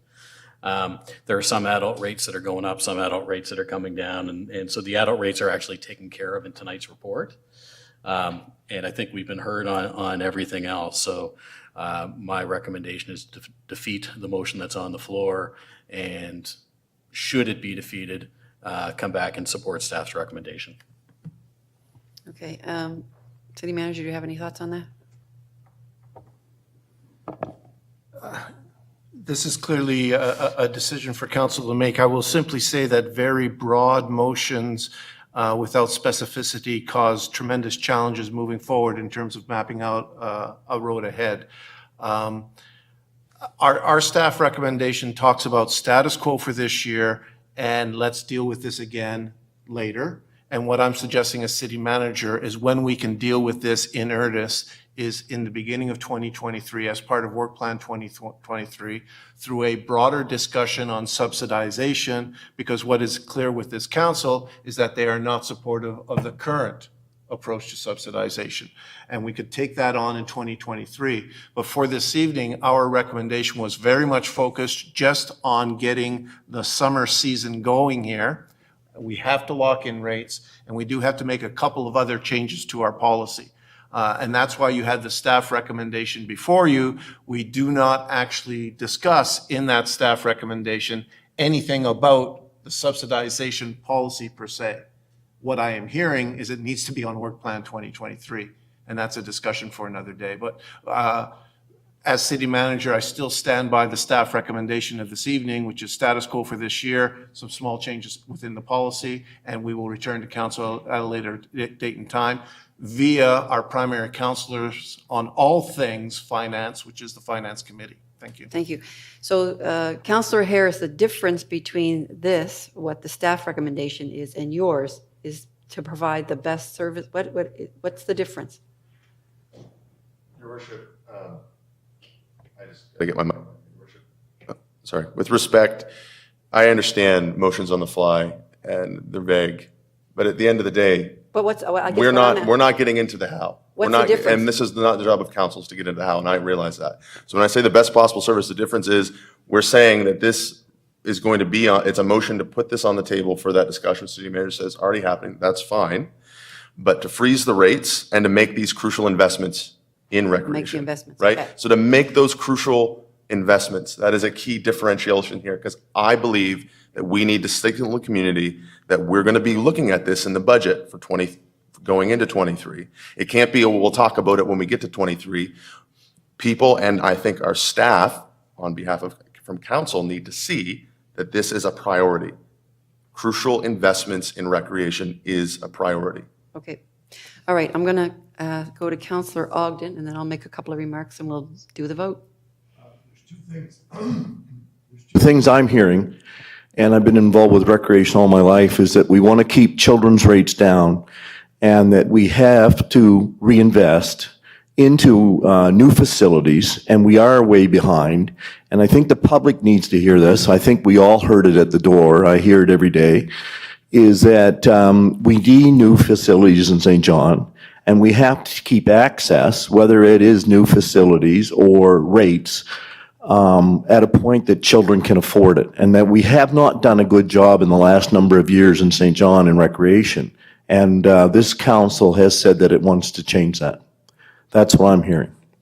Okay. All right. And then, so I will say that when I first came on council, we had a city manager, Pat Woods, and he said you can only spend $1 once. So you got to remember that. As far as subsidization goes, we need to talk about that. We need to decide what our percent is that we're going to subsidize everything. I have to agree with Councillor Sullivan. I found that 50% of 100% a little bit tricky. Just as you try to get that language out to the public, I liked the 30% versus 60% a lot better. I found that to be more clear. And I personally wouldn't want us to commit to an investment right now. I think that's the Finance Committee's job. And I think that needs to come up through finance where we are committing funds. So that's my comments. I'm not voting. So I will call the question. All in favor of the motion that's on the floor? I got four. You're in favor of the motion, Brent's motion? Okay, good. 5. Motion opposed? 3 opposed? 4 opposed? Is that 4? 5? That's right, motion carries. Is that correct? All right. Oh, sorry. Through Director? your worship to members of council, if I could oblige that one of the topics that isn't covered in the motion that was adopted was to approve the updated outdoor facility allocation policy, which is different than the subsidization policy. This is just like code of conduct. There's gender equity in there, among other things. It's covered in the report. I would strongly encourage for that to be considered by council this evening if possible. Wasn't covered either. We'll bring it up here. You know, I'm bringing it up right now. So Okay. there were third three recommendations. The first one dealt specifically with rates, which I That's think was the dealt rates, with in yeah. that motion. And then the outdoor policy and the recommendations with subsidization policies was the third one. So I'll move 2 and 3. So okay, Councillor Sullivan's going to move the recommendation 2 and 3 that's in your kit. I'll take a seconder on it. Second, Councillor Radwan on the question. All in favor? Or opposed? Motion carried. Thank you. All right. Next item, City Clerk.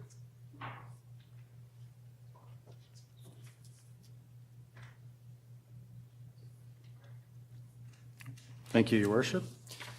So there's a sub-item to the item that was just discussed, and it appears as 12 12.1.1, and that was a submission by the St. John Senior Alpines Memorial Field Rates. And if I may, Your Worship, that's simply to, it was a submission we received later on, and we added it as complementary to the discussion today. My recommendation would be for a motion to receive and file. Yeah, so I'll take a motion to receive and file on 12.1.1, which is the letter we've got the deputy and Councillor Norton on the question. All in favor? Opposed? Motion carried. All right, next item. Next, we have item 12.2. This is a submission from the General Counsel's Office for their 2021 annual report. General Counsel, Ms. Tompkins, over to you. Thank you, Your Worship. Good evening, members of council. You'll recall that the General Counsel's Office, which I'm going to refer to as GCO, is a new department that was created as part of the 2020 restructuring. It was originally comprised of the former City Solicitor's Office and the Real Estate Division when it was originally created in 2020. And then a few months later in 2021, the Office of the Common Clerk also joined the GCO. As part of the restructuring, a new function was also added to GCO, that of active contract management. Our team is therefore diverse. It is comprised of 4 lawyers, including the GC, an executive assistant to the GC, a real estate manager, a manager of transactions and contract, the city clerk, the deputy city clerk, an administrative officer, 2 admin assistants, and an articling candidate. The GCO has 3 distinct business units: legal, the Office of the Common Clerk, and real estate and contract management. Each of those units' core and larger functions are described in more detail in the annual report. The annual report covers the 15-month period between the date I assumed the role of General Counsel on October 1, 2020 and December 31st, 2021, a period that can be fairly characterized as challenging. During the reporting period, the city faced unprecedented challenges caused by the compounded impacts of a financial sustainability crisis, a major restructuring, a move of its city hall, a cyber attack, and of course, the COVID-19 pandemic.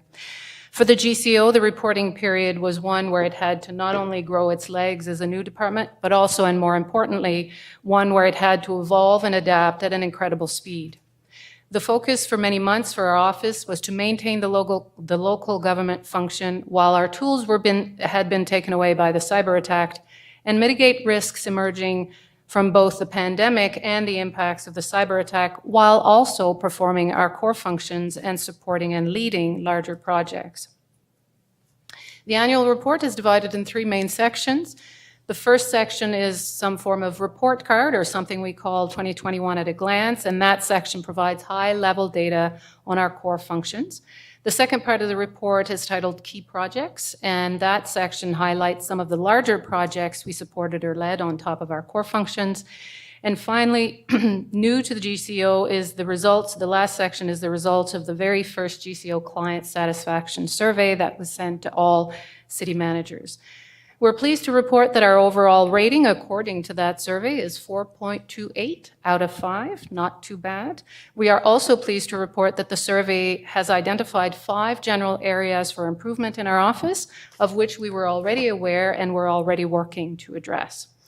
I do want to spend a minute or two highlighting some of the work we performed under our core function. So and all of that is listed in the report, but just as a highlight, I want to bring your attention to the fact that we opened 517 files, 82% of which are already completed, and those that are not are outside of GCO's control.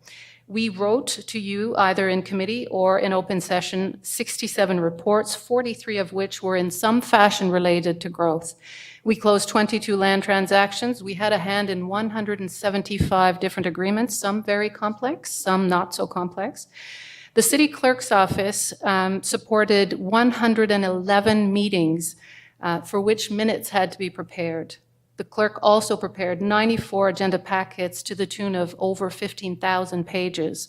And the clerk also supported 116 appointments to different city ABCs. On the larger report end, I want to bring to your attention some of the work that we did. So the clerk's office, as you know, had to effectively pivot to virtual meetings for all city and committee meetings.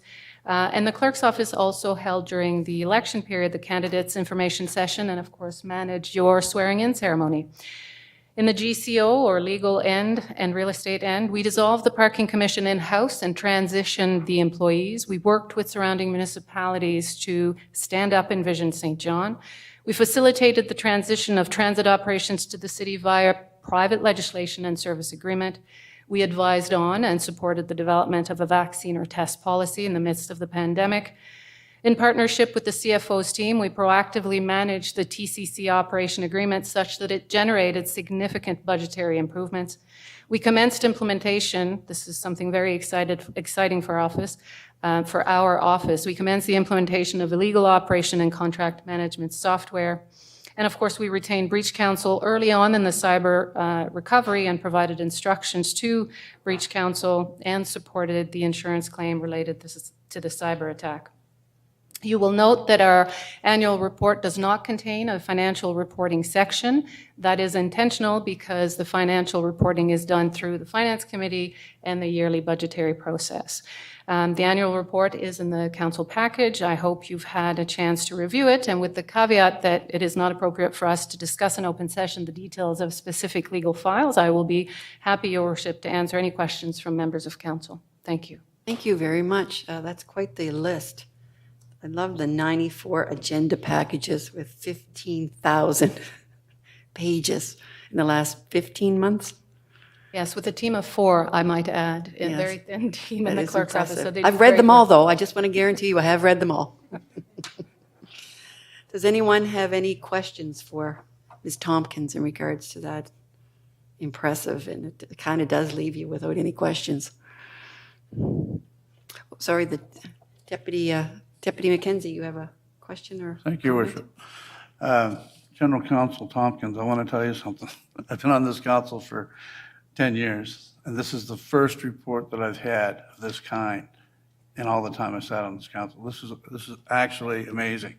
You know, it gives a real good overview of all of what you do, what the Common Clerk's Office does, the number of hours, the reports, the meeting. I just want to thank you for it because it's the first time I've ever seen one. It's a great job. Thank you. Thank you, Deputy. And Councillor Killen? Through you to General Counsel, thank you so much for all the work you've done as a new councillor to the foil of John McKenzie's. It's been so smooth in coming in here and figuring things out and having you be a mega wonderful guide through this. And I just want to call out your intense devotion to the Truth and Reconciliation file. I just appreciate that so much, and certainly one of the top things top of mind for me a lot. And just to know that you're so educated on that and have a team that supports it so well, it's just incredible. So I think we're on the right path with your leadership. So thank you.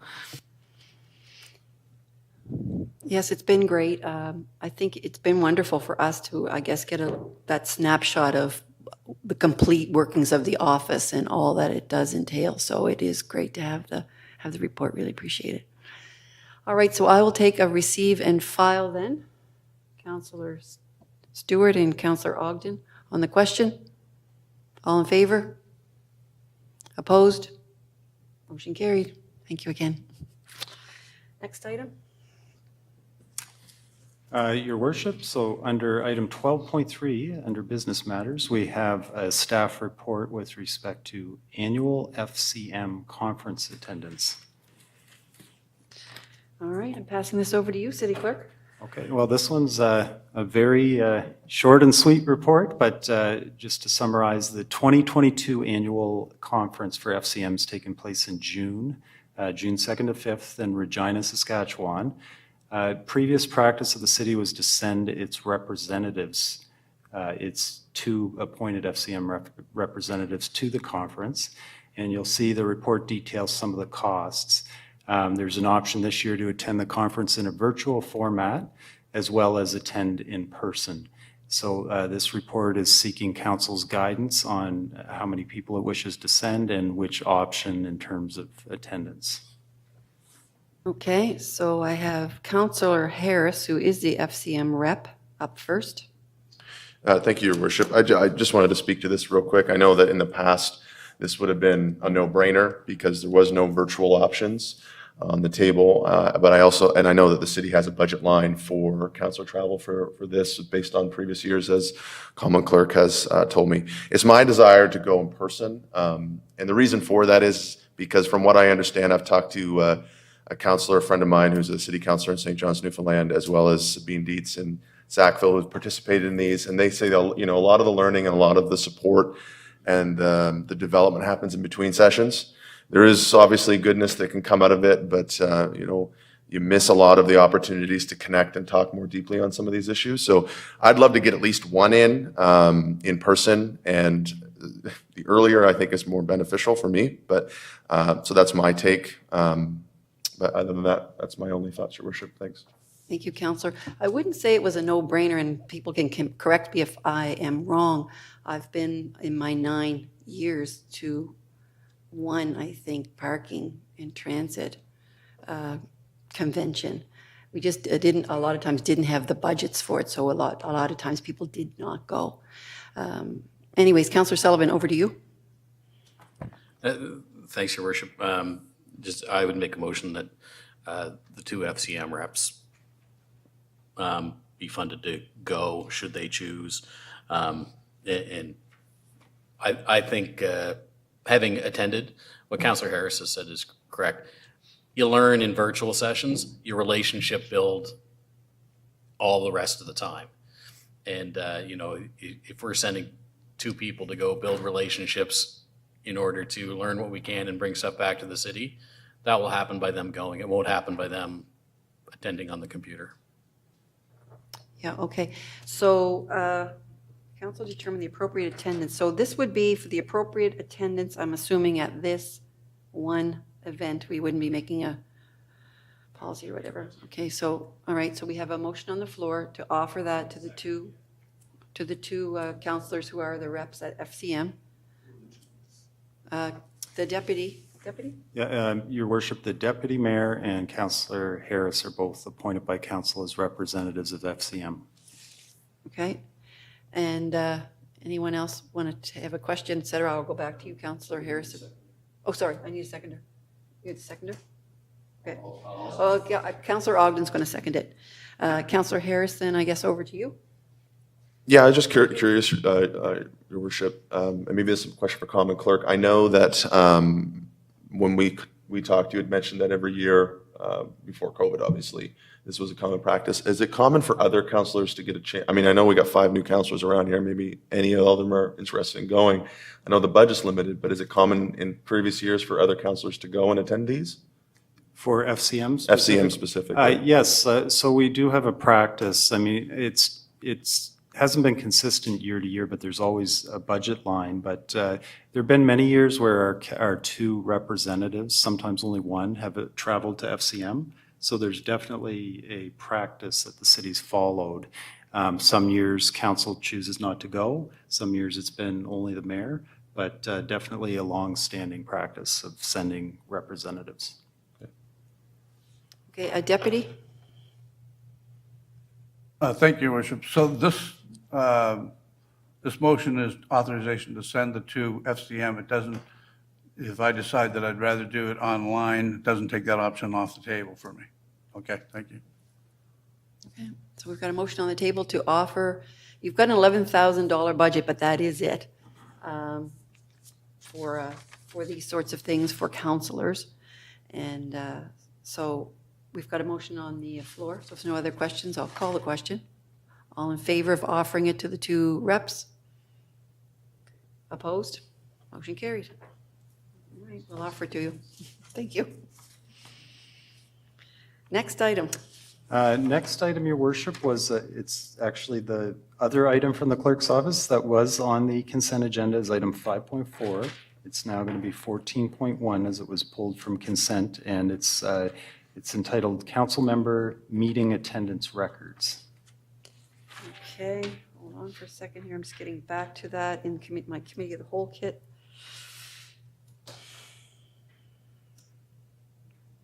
All right, I'm going to go over to you, I guess, Councillor Sullivan, for discussion. I'll ask the question. I guess the motion as written, I think reporting council attendance, council committees, all things council makes sense. When I look at the comparator in Moncton, they just do their council meetings, and it's a chart, no matter which councillor you tap on, it's the same chart that just shows everybody's attendance.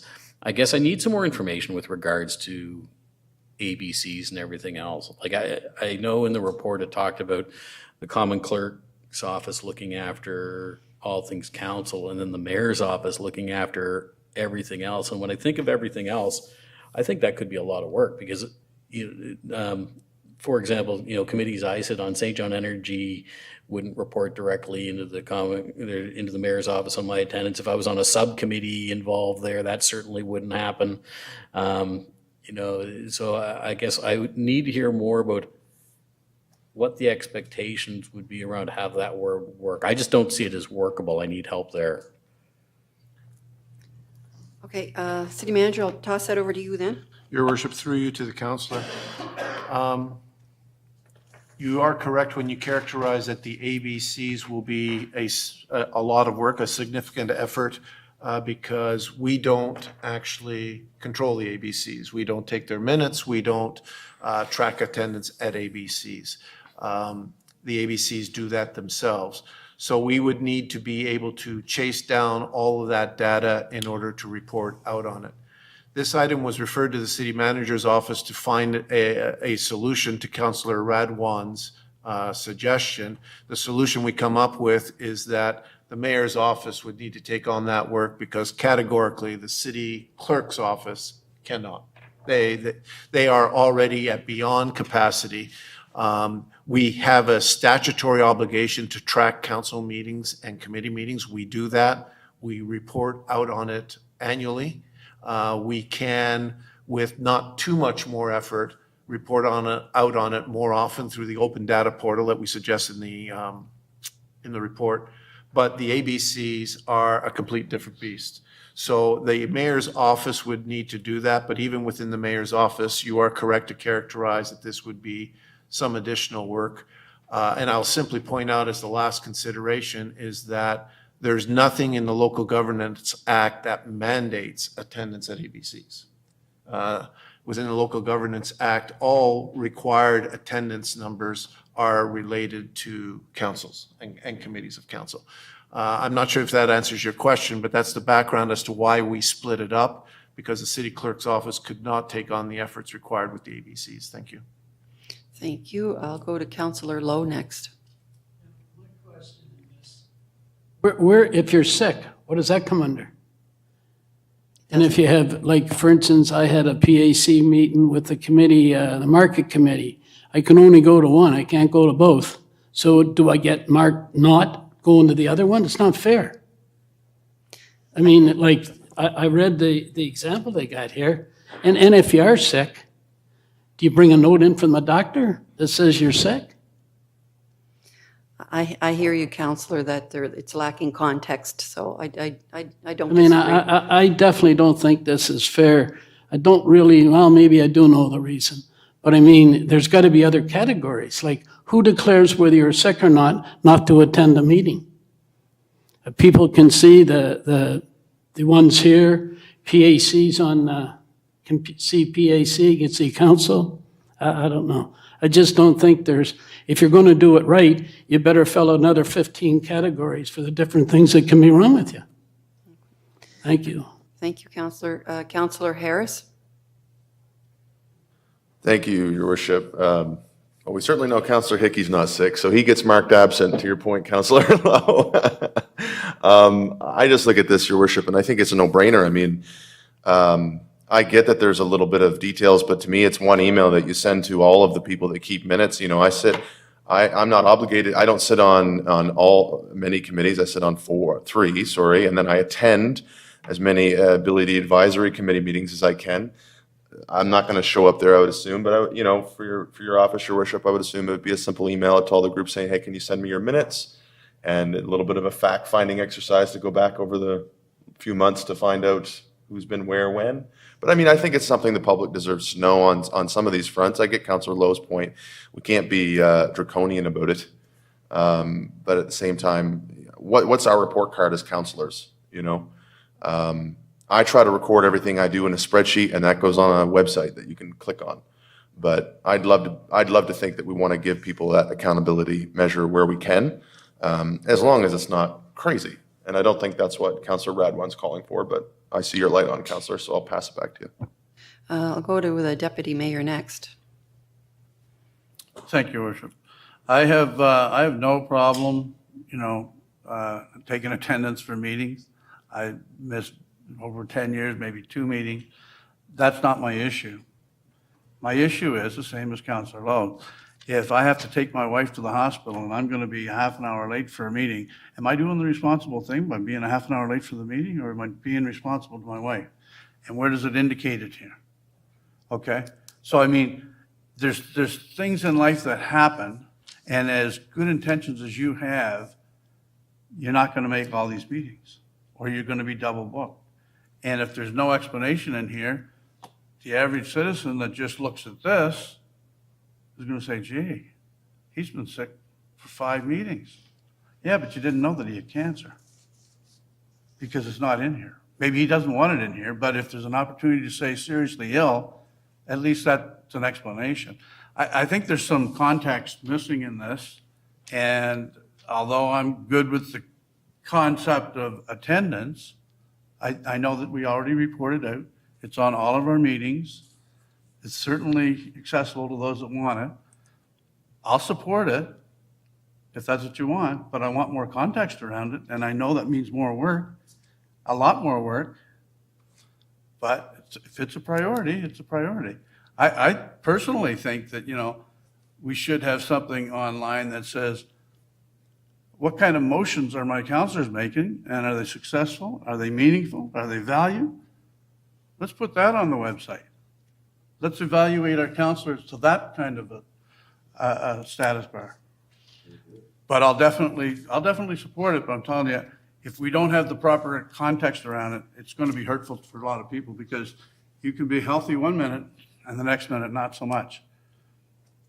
Now, I know during the last 2 years, online, how many people were late getting into a meeting because of technology? No, you're late for a lot of meetings. Not my fault, it's technology. It doesn't say that. It just says you're late for a lot of meetings. That's where I'm at. Thank you. Thank you, Deputy. Councillor Radwan? Thank you, Mayor. First of all, thank you to staff. I mean, this was done up very quickly, and I appreciate that. And I appreciate what the other councillors are saying. And, it's interesting because, when I was looking around the table, I thought, wow, if you look at our council, you have 3 teachers and you have a bunch of entrepreneurs, right? We all know how important attendance is, absolutely.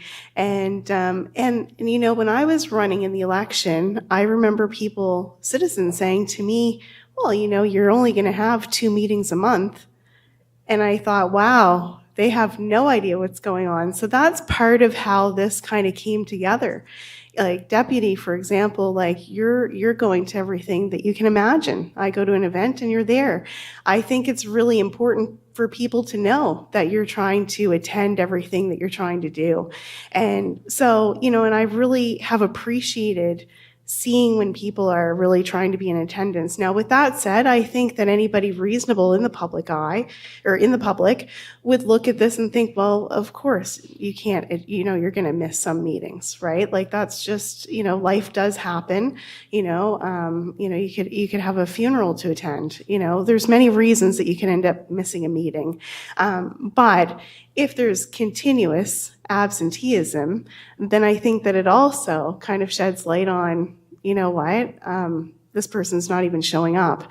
And so I think this is really important to be transparent and accountable to our residents. I mean, we were voted in, they're paying our salary.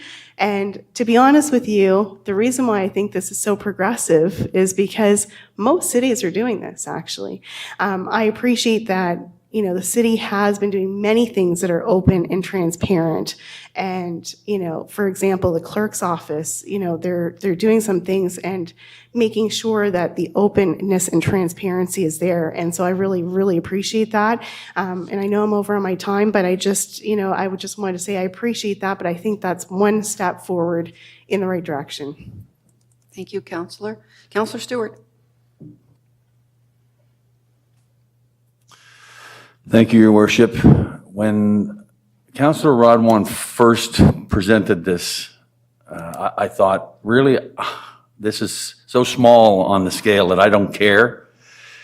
But after it was presented at the council session and everybody had a little chance to comment on it, there's a couple of things that concern me. And without context, there's a real problem that can happen here. And I'll use the example that was given to all of us, and it's in the council packet. But I can see that if somebody gets a few red marks on that meeting attendance, people in social media aren't going to recognize or really care why you didn't make the meeting. All they're going to score you on is, oh, he's got 4 red marks, or she's got 3 red marks. That's what they're going to see. They're going to single in on that, and there's going to be some social media bullying done because of it. We're going to create that. So if we're going to do something like this, it needs to have a lot more context. It can't be just simple colored boxes. It's going to create problems. Thank you. Thank you, Councillor. Councillor Killen. I've got Hickey's light on, so that's why I'm hesitating when I see. Let him know I stole his seat. So I really support this, honestly, and I think it's as simple as a drop-down menu where you click it and it's excused, not excused, ill, whatever. You can create drop-down menus, no problem, in Excel. And I agree with Councillor McKenzie, like, let's put our motions on there. Let's showcase what we're doing. I just don't understand the resistance to this, to be honest. I understand we have a time consideration, absolutely. But I've certainly organized teams to report back to me in my recent past. And it's not that hard to kind of figure out and quantify what those results look like and create as many results and options as you need to. And also, I also think that potentially it could go through your worship to say, was that an excused absence? Did that reason make sense? And then you don't have to put any context and it can just say excused. So, you know, I just don't understand why it's such a big deal. I'm supportive. All right, I'm going to go to Councillor Ogden next because I don't believe you had a turn yet. Have you, Councillor, on this? And then we'll go back to Councillor Lowe. Okay. You're up. Yeah, what Councillor Stewart said, what I worry about social media is I use it a fair amount to get things done. I won't fight with anyone on social media. I hit delete. And what I worry about is the bullying. I saw it as a teacher, I saw it as a coach in another form, in another life. But I judge people by what they get done. I don't listen to a lot of words unless there's action with results. That's the way I judge things. And what I'm worried about with social media, people can really, really go on about the greatness of who they are without ever getting anything done. Like it's a media presence. And I worry about that in life because then I think to myself, yeah, but what did you actually accomplish? I know you have this great social media buzz and all this stuff, but what did you actually get done? And on the reverse side of that, somebody can absolutely destroy somebody who really is not a social media person, but is just a good person who gets things done in life. And that's what I worry about where this goes. And that's the world we live in today, I guess, so that's why I'm perplexed about it. But I really do get upset when I see people base their whole thing on their social media presence as opposed to just getting things done in life. Thank you. Thank you, Councillor. Councillor Lowe? Yeah, like, who dreamed up this chart? Like, you mean, where'd the chart come from? I mean, the chart is definitely minus all kinds of reasons, and who's going to be the judge of, like I said earlier, whether you're sick or not? You just pick up the phone, say you're sick, and you go skiing in Paris.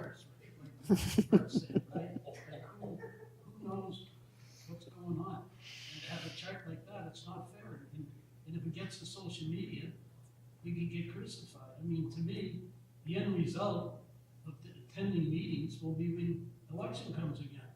And the public will vote for you one way or the other, and they'll check out to where you were and where you weren't. Thank you, Councillor. Councillor Hickey, just for everyone, he did let us know that he was going to be away, and he is on vacation, which he is entitled to. Councillor Redwan, over to you. Mayor, I appreciate it once again what everybody's saying, and Councillor Ogden, to your point, it is important that people are participating and getting things done. But what I would say is if you don't attend, you can't do any of that. So, your attendance comes first and everything else second. And you know that more than any of us probably. So I really appreciate what everybody's saying. I think that the citizens in the city of St. John have voted in a council that's quite new because they wanted progression. And this is progressive, so I'm going to be the first to move my motion that the attendance of members of council to meetings of common council, committee of the whole, standing committees of councils, and the agencies, boards, commissions, and other committees to which they have been appointed by council be posted to the city's website. And if I get a seconder, I would appreciate it. I'll go with Councillor Killen. Okay, Councillor Sullivan, you are up.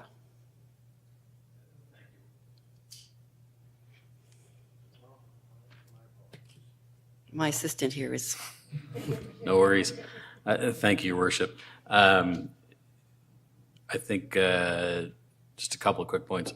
Certainly, we need to be aware of how social media can take things like attendance out of context. And certainly there are people out there who may look at it as an opportunity to zing one of us for whatever other issue might be there. And that does happen. So we need to be aware that there's bullies out there. What can we do to lend some context and be helpful? I think the motion is open enough. It talks about publishing, but it doesn't talk about exactly how. And certainly, if we're not going to attend a council meeting, if it's a council meeting, we should be talking to the mayor and saying, I'm sick, I won't make it tonight, I've tested positive for COVID, I'm whatever. And certainly, with the talk of teachers, our head teacher sitting there can certainly choose to say, whatever color it is, I knew, and it's an excused absence. Because ultimately, I think we're responsible. We can't have X number of unexcused absences in teacher speak before there's a consequence. Certainly, chairs of standing committees, it's the same deal. We can certainly fund that information through. So when whatever table gets created, I think we need to make sure that that context is taken. The other piece I think I would like, and I don't think it needs to be put in the motion, but I'm still concerned just about the amount of work it might take on the ABC side.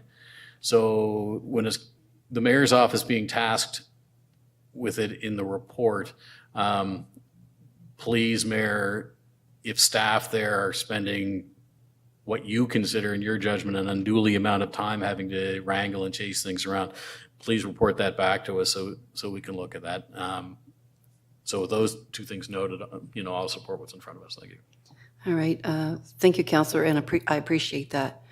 I will go to Councillor Norton. You haven't had your turn yet, so you go ahead. Thank you, Worship. I'll support the motion, simply in the fact that more open government and transparency is always favorable. With that being said, we can provide all the openness in the world we want. We can catalog all the information, and we can show everybody every T and I that's dotted, and at the end of the day, return nothing to citizens and get nothing done. And simply we can monitor how many tennis balls get lost and how many home runs get hit. We can talk about how many pennies are thrown on the ice, and same time we can never fix the nets. We can never grade the fields. We can never take care of our arenas. We can provide all kinds of good information, but we can be absolutely data rich and information poor, if you will. And that's where sometimes some of these things go. So if it's a priority of council, absolutely. Let's do it. Let's put it out there. Where do I want to see staff time? Returning real things to real people that really matter. If this really matters, absolutely. Do I think it's a bit of redundancy? I do, to a degree I do, because it's captured in minutes as well. Have we, I remember in my first term, in my first 4 years, every year, a TJ reporter with very, very little effort emailed the Common Clerk's office and requested council attendance at that time. And within one business day, an Excel spreadsheet was printed and given to them, and it was printed off and it was posted in the TJ. If this makes it easier for citizens, let's do it. But does it change housing? Does it change recreation?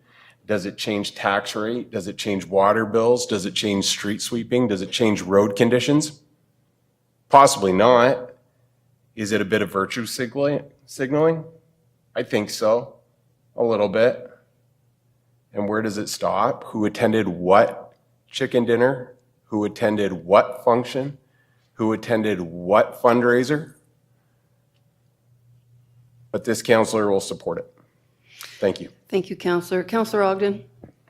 Yeah, I think that, the ABCs, the onus shouldn't be on the mayor's office, and I certainly don't want the staff spending time on this. What I think is who's ever the chair of the ABCs, and Greg Stewart and I are on a couple together, that the chair should just send who's missing as opposed to who's there. So I hear Donna, Greg Stewart and I are on the community funds thing, and everybody was there or whatever. Well, we don't even have to say everybody was here. Just send who's absent. I'd be fine with that. If my name doesn't appear, that means I wasn't missing. And I think, we're all here in council and everything. I just don't want staff's time on this, and I don't want your office's time on this, because I want to get results. That's what I want to get and I get upset sometimes with the social media stuff, because I see people on social media and I always ask myself, well, what did you actually get done? Yeah, I know your face is there every day, but what did you actually get done? And so that's where I'm coming from. Thank you, Councillor. Deputy? Thank you, Worship. I'll be very short. I'm going to support the motion, like I said. It kind of concerns me, though, that there's so many concerns around the table, and the motion was read without any tweaks. That concerns me. I'm going to support it, but I'm going to remember that everybody's concern that was around this table was not put into that motion so that their thoughts would be considered. Now, I know the city manager and staff will do that without it being in the motion, but I think that's something that should have been brought forward. Thank you. Thank you, Deputy. All right, I'll wrap this up. I don't vote, so here are my thoughts. Everything I think that we do as a team should be a team building exercise for us, should be part of what builds our team up, and should enhance our performance. I guess I've struggled with this one. I'm not voting on it, but I have struggled with it because I feel it's divisive to a certain extent. There's no context. We talked about that already. I have a variety for the public. I have a variety of councillors. I have over a 40-year age differential between my younger councillors and I'm going to say senior councillors, my senior councillors. And I have a variety, and Councillor Redwine talked about it, we have a variety of occupations. I have councillors with infants. I have councillors with young adults going to university. I have councillors in the middle. I have councillors and myself whose kids are gone now. I mean, the variety of requirements and responsibilities that we all have personally are all so varied. We don't have, I'm going to buck the newspaper on this, we do not have an issue with attendance. The newspaper claims we do. In your legislation, you cannot miss four council meetings, or then there is action that happens. And what we did with a councillor was we declared the seat empty. That's all we did. The legislation takes care of that. I'm concerned about the mayor's office, of course, because I don't know how much work the ABCs are. And the ABCs have their own requirements for attendance. And it's up to the ABCs to look after that. And it's up to the ABCs to determine whether you can still sit on the ABC or you can't. That's all in their own bylaws. I don't want to have staff chasing it down, I guess. I think when we meet together again as when we do our governance training, et cetera, we should look at board evaluations. The best boards evaluate themselves, and there's a way to do it. I'm not sure this is the way, but I know that there are board evaluations so you can actually measure your performance. We should be judged on the work that we do, not on a little chart that's out there about whether we attended or we didn't attend. We're all entitled to vacation. We can send in our regrets. We did have a counselor that, you know, had a job that he worked. It was a 24/7 job, so he did some shift work. But we always knew when that counselor wasn't going to be here because he'd had the courtesy to let us know. So I guess that's where I am with it all. And I just throw those concerns out to everyone. I would probably be happier if the ABCs were not on there, but I will take Councillor Sullivan's advice and some of the other advice, and I will let you know if the office finds that overwhelming to start chasing that information down. Because at the end of the day, you can read any reports as well. You can go on and read the transit report. There are open meetings. You can find all that information. It's all available, and all the city will really do is amalgamate it all to a certain extent. But I don't want to waste staff time because we have a lot of other work to do. So that's where I am on it. So I will call the question. All in favor? What have I got? 1, 2, 3, 4, 5, 6. Opposed? 1, 2, 2 opposed. Motion carries. All right, City Clerk, on to our next item. Okay, Your Worship. So next we're on to general correspondence. And item 15.1 is the first piece of correspondence in your council kit. It's a letter from A. Johnson with respect to community involvement. Begins at the top. There is a staff recommendation that this item be received for information. Okay. City Manager, did you want to speak briefly about that, about the in the kit there? That is really for, I guess that focuses on key items and it isn't for use for just anything.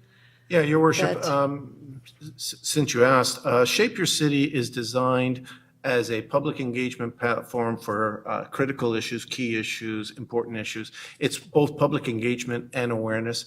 It was never designed to reflect all information of all entities. That's what websites are for, generally speaking. So we note the notion. We'll pass that notion on to the various ABCs for their consideration. Certainly as Shape Your City grows, I suspect we'll see more and more on it. But we do wish to avoid the temptation of turning it into just another website. It's designed to be a public engagement platform. Okay, so we have a motion to receive and file that, for information. On the question, all in favor? Opposed? Motion carried. Thank you. Next item, City Clerk. Next, we have item 15.2, another letter from Title Heritage Development Limited with respect to street grid reconstruction at Germain and Lower Cove Loop. The recommendation from staff is to receive this file for information. That's on for receive and file because that's already happening. It's in your budget. It'll happen this spring, what he's recommending in there. So I'll take a motion to receive and file. Deputy Councillor Radwan on the question. All in favor? Opposed? Motion carried. Next item. Next, we have item 15.3. It's a letter from B. Holmes with respect to dump trucks on Manchester Avenue. The staff recommendation here is to refer this to the city manager for a staff response to citizens' concern. Okay. Citizen concern, we're going to refer to the city manager. Councillor Sullivan, oh, sorry. Councillor Stewart, did you have a question? I do, Your Worship. While we're on this, is city staff able to give us an answer on this tonight? Would that be appropriate? Because I've had several phone calls now, and of course it's not in my ward, but This is becoming quite an issue apparently for the residents on Manchester Avenue. So how long are those trucks going to be driving up there? Where are they going? Is that Right. fair to ask? So what we will do then, I'm assuming, is we're going to refer to the city manager's office. We'll make sure that you are on the CC for the answer. Yeah, Your Worship, we haven't looked at this in detail yet. We don't know the full background, how many trucks, where are they from, et cetera. We have some work to do. Quite frankly, I view this as a customer service thing. We'll deal with it as a customer service request. We'll examine it. We'll find the answers for the citizen, and we'll communicate the answers back to the citizen. And by all means, we can place the ward councillors CC on that response. I mean, we have a general idea, but we'll dig into it a little bit more before we provide details. Which is smart for sure, but I would like to be CC'd in on that if that's possible, just because I've had Noted. people asking me, so thank you. Okay, so Councillor Sullivan moved that we refer to city manager. I need a seconder on it. Councillor Radwan on the question. All in favor? Opposed? Motion carried. City clerk, on to our last few items. Yes, so we have 3 items that were sent to open session from Committee of the Whole. The first one is 17.1. This is the vaccine or test policy, and the motion would read, the COVID-19 vaccine or test policy statement adopted by Council on September 7th, 2021, including the resulting policy, be rescinded. The following COVID-19 policy statement pertaining to new employees hired on or after March 21, 2022, be adopted by Council as a condition of employment with the City of St. John. Employees hired on or after March 21, 2022 are required to show proof of full vaccination against COVID-19 or a valid medical certificate exempting them from the vaccine. Okay, thank you. So I need a motion to rescind our policy from September and to adopt our new policy statement that requires any new hires to be fully vaccinated. Councillor Norton, Councillor Radwan on the question. All in favor? Opposed? Motion carried. Next item. Next is item 17.2, Ashburn Retail Intersection MOU. I know we had a conflict of interest declared. Oh, Okay. sorry, got a conflict of interest. And so the motion for this would read, resolved that the City of St. John enter into the Memorandum of Understanding with Clearview Homes Limited for the purpose of exchanging land in the form as presented to the Committee of the Whole, and that the mayor and clerk be authorized to execute said Memorandum of Understanding and any document ancillary thereto or necessary to give effect to the transaction. Okay, so I'll need a motion, Councillor Killen and Councillor Stewart on the question. Favor? Opposed? Motion carried. And the final recommendation from Committee of the Whole is 17.3, and this is termination of lease at City Market. Okay. And the motion on this would read, resolved that the lease agreement with the Baking Stone, as referenced in the Committee of the Whole report, be formally terminated effective May 1, 2022, and that the outstanding arrears of $5,310 be forgiven, provided the premises are vacated in good condition no later than May 1st, 2022. Okay, thank you. I'll take a motion for the lease. Councillor Radwan, motion to, I need a seconder, deputy, on the question. All in favor? Opposed? Motion carried. That's the final item, Your That's the Worship. final item. All right, before I say adieu, I'm going to leave you with a little bit of Irish wisdom since it is close to St. Patrick's Day. It's not that long ago. My grandmother, who came over when she was 30 with her 5 boys and had another 4, always used to say, you cannot live in Rome and fight with the Pope. And I have lived my life with that. There's a lot of decisions I make. I guess it might be similar to you got to choose the hill you want to die on. But she always said that, and I say the same. So I'll leave you with that, and I'll call for a motion to adjourn. Councillor Lowe, Councillor Sullivan on the question. All in favor?